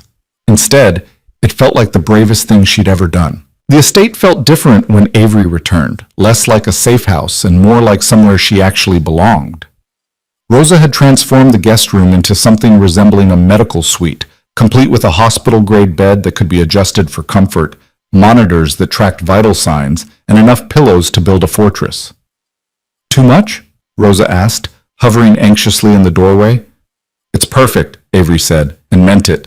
The care evident in every detail made her throat tight. Harper moved in 2 days later, claiming the room next to Avery's with the efficiency of someone determined to make herself useful. She set up her laptop and design equipment, taking calls with clients while keeping one ear tuned to any sound from Avery's room that might signal distress. The routine they established was simple but rigid. Avery stayed in bed except for bathroom trips and the daily shower Rosa insisted on helping with. Meals appeared on trays at precise intervals. Doctor. Martinez's team came for weekly checkups that stretched into twice weekly, then 3 times when Avery hit 28 weeks and the contractions threatened again, but were caught early enough to manage with medication adjustments. Luca worked from home most days, his office door always open, his presence a constant awareness, even when he wasn't in the room. He'd appear at odd hours with books he thought she'd like, with updates on the federal investigation that was slowly building momentum, with conversation that had nothing to do with legal proceedings or pregnancy complications. Tell me something about yourself that has nothing to do with accounting, he said one afternoon, settling into the chair beside her bed. That's basically my entire personality. Try anyway. Avery thought about it, reaching back to a version of herself that existed before spreadsheets became her primary language. I wanted to be a dancer when I was 7, ballet specifically. My mother enrolled me in classes and I loved it. Loved the precision, the discipline, the way everything had rules and structure. What happened? I grew too tall too fast. By 12, I was 5'8" and still growing. My instructor gently suggested I might want to consider other interests. Avery smiled at the memory, bittersweet. I was devastated for about a week. Then I discovered that accounting had the same precision and structure, but nobody cared how tall you were. You replaced one rigid system with another. I liked rigid. Still do. It makes sense in a way that most things don't. Luca was quiet for a moment. The baby's going to ruin that for you. Nothing about parenting follows rules or structure. I know. It terrifies me. Good. Means you're taking it seriously. He stood, stretching. Harper's downstairs arguing with Rosa about dinner. Apparently your sister thinks Rosa's portions are too large. Harper thinks everyone's portions are too large. She survives on coffee and the artistic suffering of small meals. Rosa is appalled. Despite everything, Avery laughed. The sound felt foreign after weeks of medical tension and legal stress. Please tell me you're recording this. I'm considering selling tickets. He left, and Avery lay there feeling something unfamiliar settle in her chest. Contentment, maybe. Or the beginning of it. The sense that despite the chaos and uncertainty, she was exactly where she needed to be. Her phone buzzed, a text from Simone. Update? Avery typed back, still pregnant, still bored, still not allowed to do anything remotely interesting. Good. Boring is good. Interesting got you into this mess. Fair point. How's your brooding protector? Avery glanced toward the door where Luca had disappeared. Not brooding, concerned. Those are the same thing. Has he confessed his undying love yet? Simone. What? I'm living vicariously through your criminal romance drama. Let me have this. There's no romance, there's just proximity. Proximity in a mansion where he refuses to leave your side and fights everyone who tries to stress you. Super platonic. Avery set down the phone without responding because Simone was right, and she wasn't ready to examine exactly how right. The feelings growing between her and Luca were complicated by circumstances, by timing, by the baby that wasn't his, and the legal battles that defined their daily existence. But they were also simple in a way that scared her. She liked him, trusted him, looked forward to his presence in ways that had nothing to do with security and everything to do with the person he was when the walls came down. At 30 weeks, the FBI wanted her formal deposition for the grand jury proceedings. Sarah Chen arrived at the estate with a court reporter and enough recording equipment to document a presidential address. We're going to go through everything methodically, Sarah explained, setting up in Luca's study where Avery had been transported via wheelchair despite her protests. Your audit findings, the corporate structures you identified, the money laundering patterns, this testimony will be crucial for indictments against 17 individuals connected to the Rossetti organization. 17? Avery's eyes widened. Your work was thorough.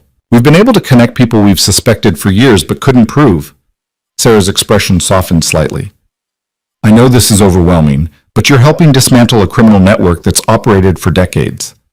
The deposition lasted 6 hours with breaks every 90 minutes on Dr. Martinez's orders. Avery walked through transaction after transaction, shell company after shell company, watching Sarah and Agent Morrison take notes and exchange glances that suggested she was giving them exactly what they needed. Luca sat in the corner, present but silent, his face unreadable as Avery detailed his father's crimes with clinical precision. When it finally ended, Sarah packed up her equipment with barely contained satisfaction. This is excellent work, Ms. Cole. We'll have indictments within 2 weeks. And then? Then we prosecute. Trials will start next year, probably spring. We'll need you to testify, but we'll work around your medical situation and the baby. After they left, Luca finally spoke. You okay? I just spent 6 hours explaining how your father built a criminal empire. I should be asking you that question. I knew what he was. Hearing it documented just confirms what I've been trying to dismantle. He moved closer, his expression troubled. But I hated watching you carry that weight, having to be the one who explains it all. It's my job, was my job, whatever. It's more than a job now. You've made it your mission, and I'm not sure you've thought about the cost. The cost is worth it if it means those people face consequences. And if the cost is your peace, your ability to move on? Avery didn't have an answer for that. She'd been so focused on doing the right thing, on seeing this through, that she hadn't considered what came after. Whether she'd be able to build a normal life with the baby when everyone knew her as the woman who'd testified against organized crime. That night, contractions started again. Different this time, more insistent, less willing to be managed with medication. Dr. Martinez arrived within the hour, examining Avery with growing concern. 30 weeks and 4 days, she said, more to herself than anyone else. Better than we hoped, but still early. Can you stop it? Avery asked, fear making her voice small. I'm going to try.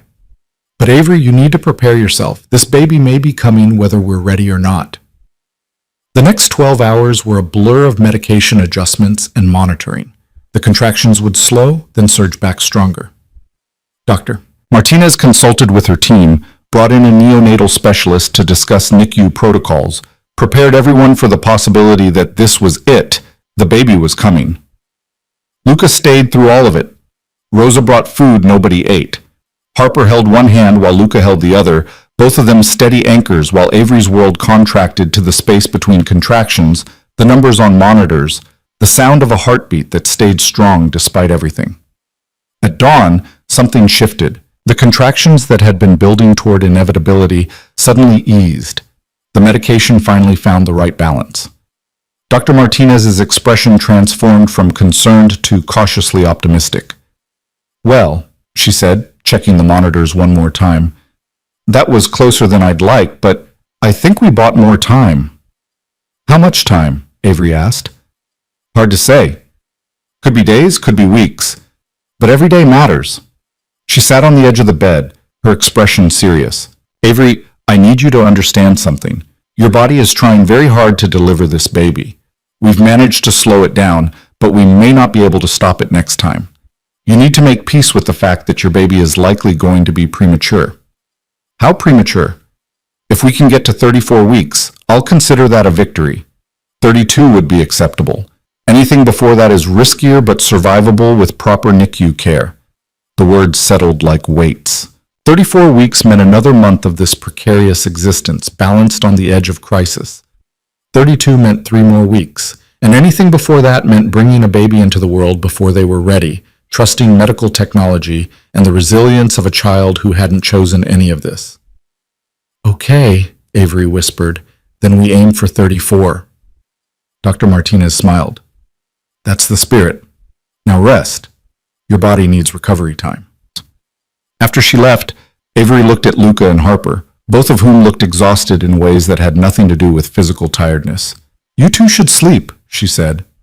Not happening, Harper replied immediately. Harper, Avery, I watched you almost deliver a premature baby at 30 weeks. I'm not leaving this room until I'm convinced you're stable. I'm stable. The doctor said you bought time. That's not the same as stable. Harper's voice cracked slightly. I lost 2 years with you because we were both too stubborn to apologize. I'm not losing any more time. The raw honesty in her sister's voice made Avery's throat tight. I'm sorry. For those 2 years, for making you think you didn't matter. I'm sorry, too, for judging your choices instead of supporting them. Harper squeezed her hand. We're both idiots. Let's try not being idiots anymore. Deal. Luca had been quiet through the exchange, but now he stood. I'll give you two some privacy, but I'm right next door if you need anything. After he left, Harper raised an eyebrow. He's in love with you. You know that, right? Harper, I'm serious. The way he looks at you, the way he's rearranged his entire life to make sure you're safe and comfortable. That's not obligation or guilt. That's love. Even if you're right, what am I supposed to do about it? I'm about to have another man's baby. I'm in the middle of a federal investigation. My life is chaos. So wait until it's less chaos. But don't pretend the feelings don't exist. Harper's expression softened. You deserve to be happy, Av. You deserve someone who sees you and chooses to stay. What if I'm not ready? Then you tell him that. But don't push him away because you're scared. Fear is a terrible reason to miss out on something good. Over the next week, the estate settled into a new rhythm. The crisis had passed, but left everyone hyper-aware, watching for signs that labor might start again. Avery hit 31 weeks, then 32. Each day felt like a victory and a reprieve. The indictments came down on a Tuesday. 17 people charged with money laundering, racketeering, and conspiracy. The news coverage was extensive. Major story about organized crime being dismantled through the testimony of a forensic accountant whose name was thankfully kept sealed in court documents. Luca watched the coverage with an expression Avery couldn't quite read. You okay? She asked. My father's legacy is being destroyed on national television. I should feel something about that. What do you feel? Relief. that it's finally ending, that I might actually get to build something legitimate without his shadow hanging over everything. He looked at her. And gratitude, that you cared enough about truth to risk everything for it. I didn't do it for gratitude. I know. You did it because it was right, which is exactly why it matters. That night, Luca made an announcement that shifted everything. I'm relocating the company to Northern California, fresh start, away from the East Coast networks that enabled everything my father built. That's a huge move, Avery said. It's necessary. The business here is too connected to the past. I need clean slate, new markets, people who know me for what I'm building instead of what I inherited. He paused. I was hoping you'd consider coming with me. As a consultant, help me build financial systems that are transparent and accountable from the ground up. Luca, I'm about to have a baby. I can't, not right away, but eventually, when you're ready, when the baby's stable and you've had time to recover and decide what you want. His eyes held hers. I'm not asking you to commit to anything beyond considering it, but I wanted you to know the offer stands. The possibility hung in the air between them, a future that looked nothing like the plans Avery had made but somehow felt more right than anything she'd imagined. At 34 weeks and 2 days, at 3:17 a.m. on a Thursday morning, Avery's water broke. This time, there was no stopping it, no medication that could reverse what had started.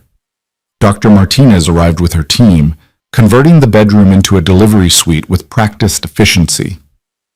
All right, she said, calm despite the urgency. We're having this baby today. 34 weeks is good, not ideal, but good. The NICU team is standing by. Fear and anticipation crashed over Avery in waves. This was happening. Ready or not, her baby was coming. I need Luca, she said suddenly. Harper started to protest. Avy, he's not the father. But Avery cut her off. I don't care. I need him here. Luca appeared in the doorway before anyone could call him, like he'd been waiting for this moment. I'm here, not going anywhere. The labor progressed quickly. Too quickly, according to Dr. Martinez's muttered observations.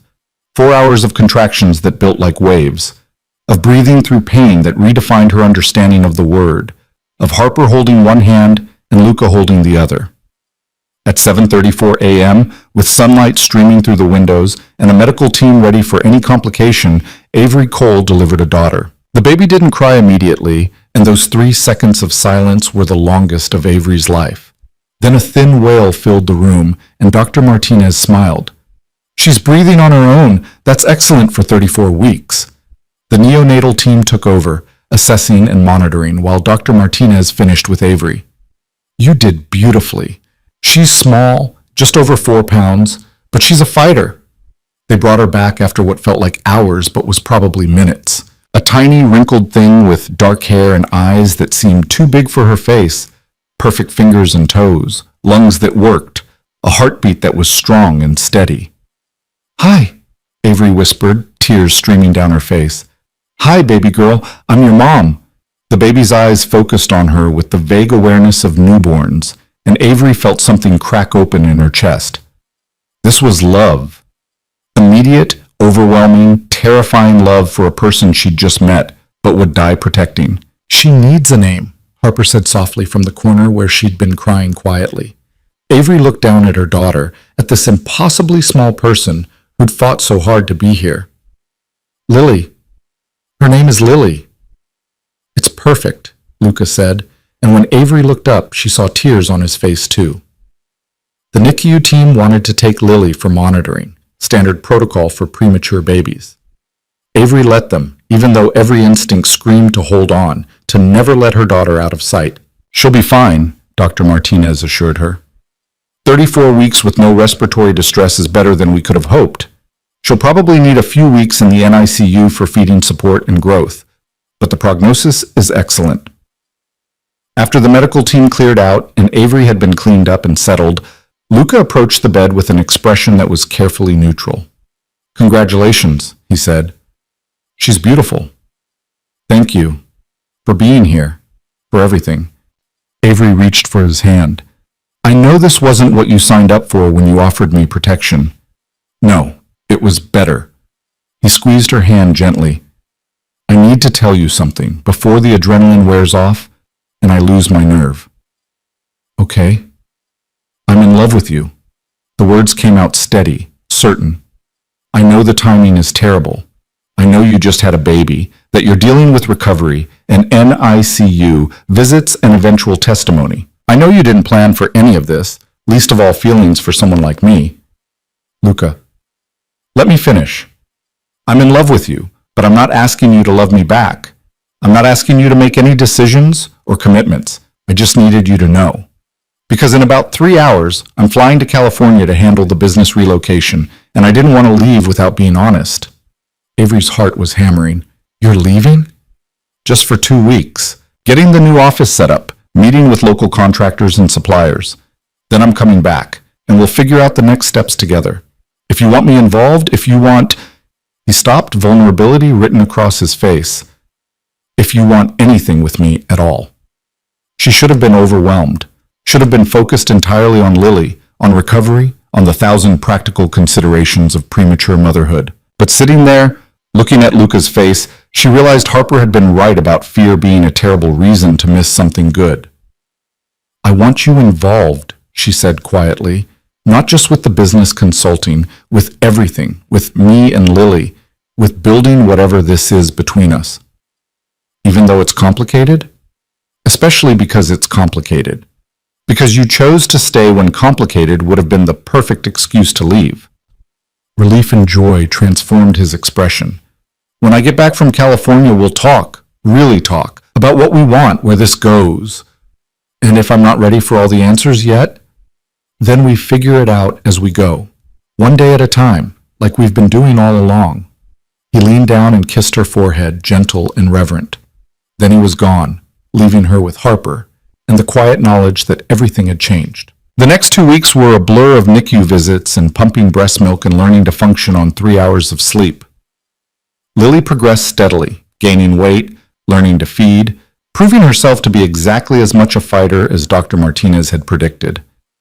Harper stayed, helping with everything from diaper changes to navigating the confusing world of premature infant care. Simone visited daily, bringing coffee and conversation, and the reminder that Avery had people beyond just family. On the 14th day, the NICU team cleared Lily for discharge. 4 pounds, 12 ounces of determined baby who decided she was ready to go home. Luca arrived that afternoon, walking into the estate's living room where Avery sat with Lily sleeping against her chest. Hey, he said softly. Hey, yourself. How was California? Productive. The new office is set up, we've hired local staff, everything's ready for the full transition. He sat beside her, looking at Lily with an expression of wonder. She's gotten bigger. Almost 5 pounds now. The doctors are amazed at how quickly she's catching up. She takes after her mother, stubborn and determined. Avery smiled. I prefer to think of it as persistent and goal-oriented. They sat in comfortable silence, watching Lily sleep, and Avery felt pieces of her life clicking into place. Not the life she'd planned, but something better. Messier, more complicated, infinitely more real. I've been thinking, Luca said eventually, about the California move, about what comes next. And I want you to come with me, you and Lily, not as my employee or my consultant, as my partner, in business and everything else.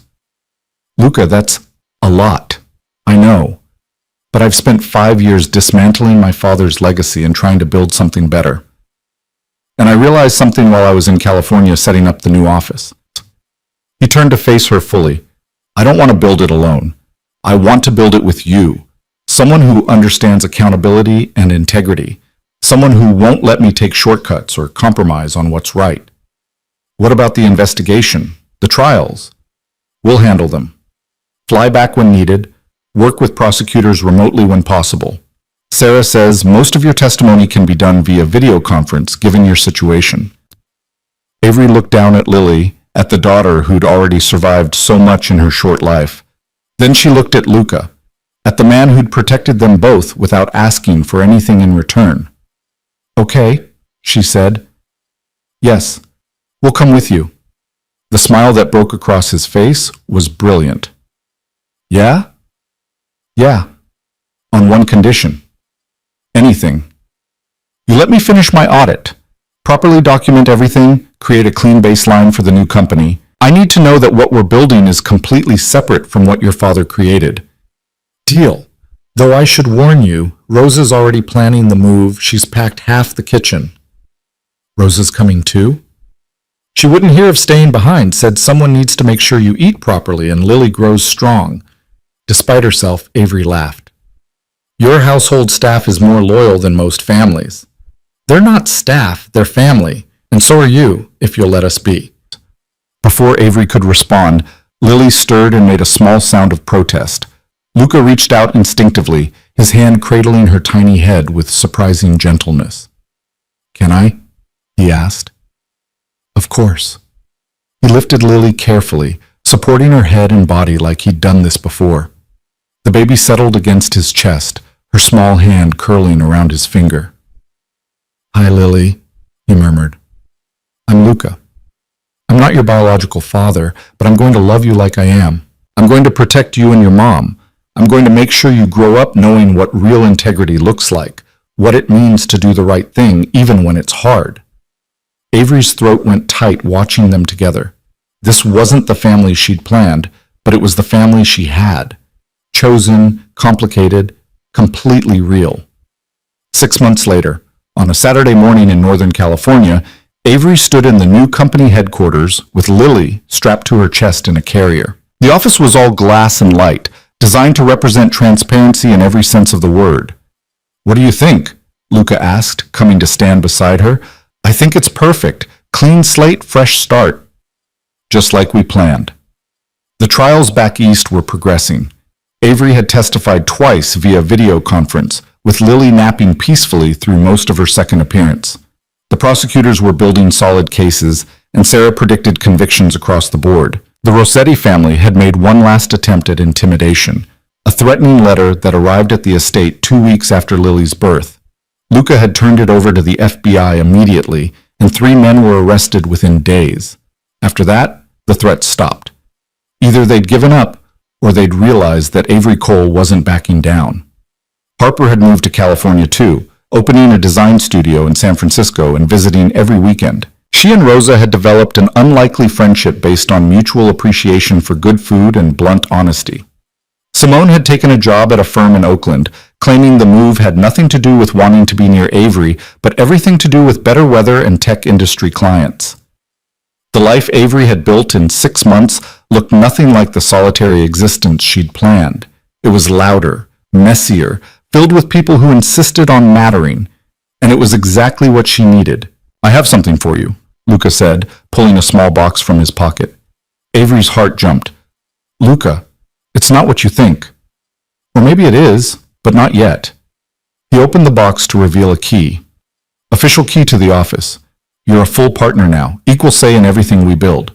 You didn't have to. Yes, I did. This company is as much yours as mine. You're the one who helped me understand what real accountability looks like. He pressed the key into her hand. Besides, Lily needs to grow up watching her mother run a business empire built on integrity. Avery looked down at her daughter, who was staring up at her with eyes that were starting to focus more clearly every day. She's going to grow up knowing her mother stood up for what was right, even when it was hard. And that her father... Luca stopped, uncertain. Yes? Avery prompted, heart racing. I know I'm not her biological father, but I'd like to be her father in the ways that matter. If you'll let me.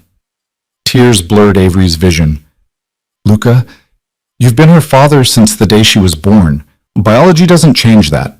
He pulled them both into an embrace, careful of Lily between them. I love you. Both of you. I want to build this life together. Officially, permanently. Is this a proposal? It's a promise. That I'm here, that I'm staying, that you're not alone in any of this. He pulled back slightly to look at her. The actual proposal will come when I can do it properly. Probably when Lily's old enough to help plan it. Avery laughed through her tears. She's 6 months old. Then we have time to get it right. They stood there in the empty office that represented new beginnings, holding each other and the daughter who'd brought them together in the most unexpected way. Outside, California sunshine streamed through the windows. In the distance, the city sprawled with all its complicated possibility. Avery had spent years believing that control meant planning every detail, that strength meant not needing anyone, that safety came from keeping people at arm's length. She'd been wrong about all of it. Real strength was admitting when you needed help. Real control was knowing when to let go and trust someone else. Real safety wasn't isolation. It was letting people in and believing they'd stay. Lily made a small sound, and both Avery and Luca looked down at her. She was watching them with that intense baby focus, like she understood exactly how important this moment was. "What do you think, sweetheart?" Avery murmured. "Ready to help your mom and Luca build something good?" Lily's response was to grab Luca's finger again and hold on tight. "I think that's a yes," Luca said, his voice rough with emotion. And there, in an office built on transparency and second chances, surrounded by sunshine and the people who'd chosen to be family, Avery Cole finally understood what it meant to be home. Not a place, not a plan, but people who saw you completely and chose to stay anyway. She'd started this journey alone, pregnant and terrified, hiding from everyone who might judge her choices. She'd ended it surrounded by love, messy, complicated, absolutely real love that didn't require her to be perfect, only honest. The audit that had started everything was complete, filed away as evidence that would help prosecute dozens of criminals. But more than that, it had led her here. To a man who'd proven that integrity mattered more than legacy. To a sister who'd forgiven and shown up when it mattered most. To friends who'd rearranged their lives to be present. To a daughter who'd fought to be born and was growing stronger every day. The future still held uncertainty, more trials, more testimony, the challenge of raising a child while building a business. But Avery wasn't afraid anymore, because she'd learned the most important lesson of all. You didn't have to face the hard things alone. Sometimes the most powerful transformations didn't happen in balance sheets or courtrooms. They happened when you stopped hiding and let someone stand beside you. And that was worth more than any perfectly executed plan could ever be.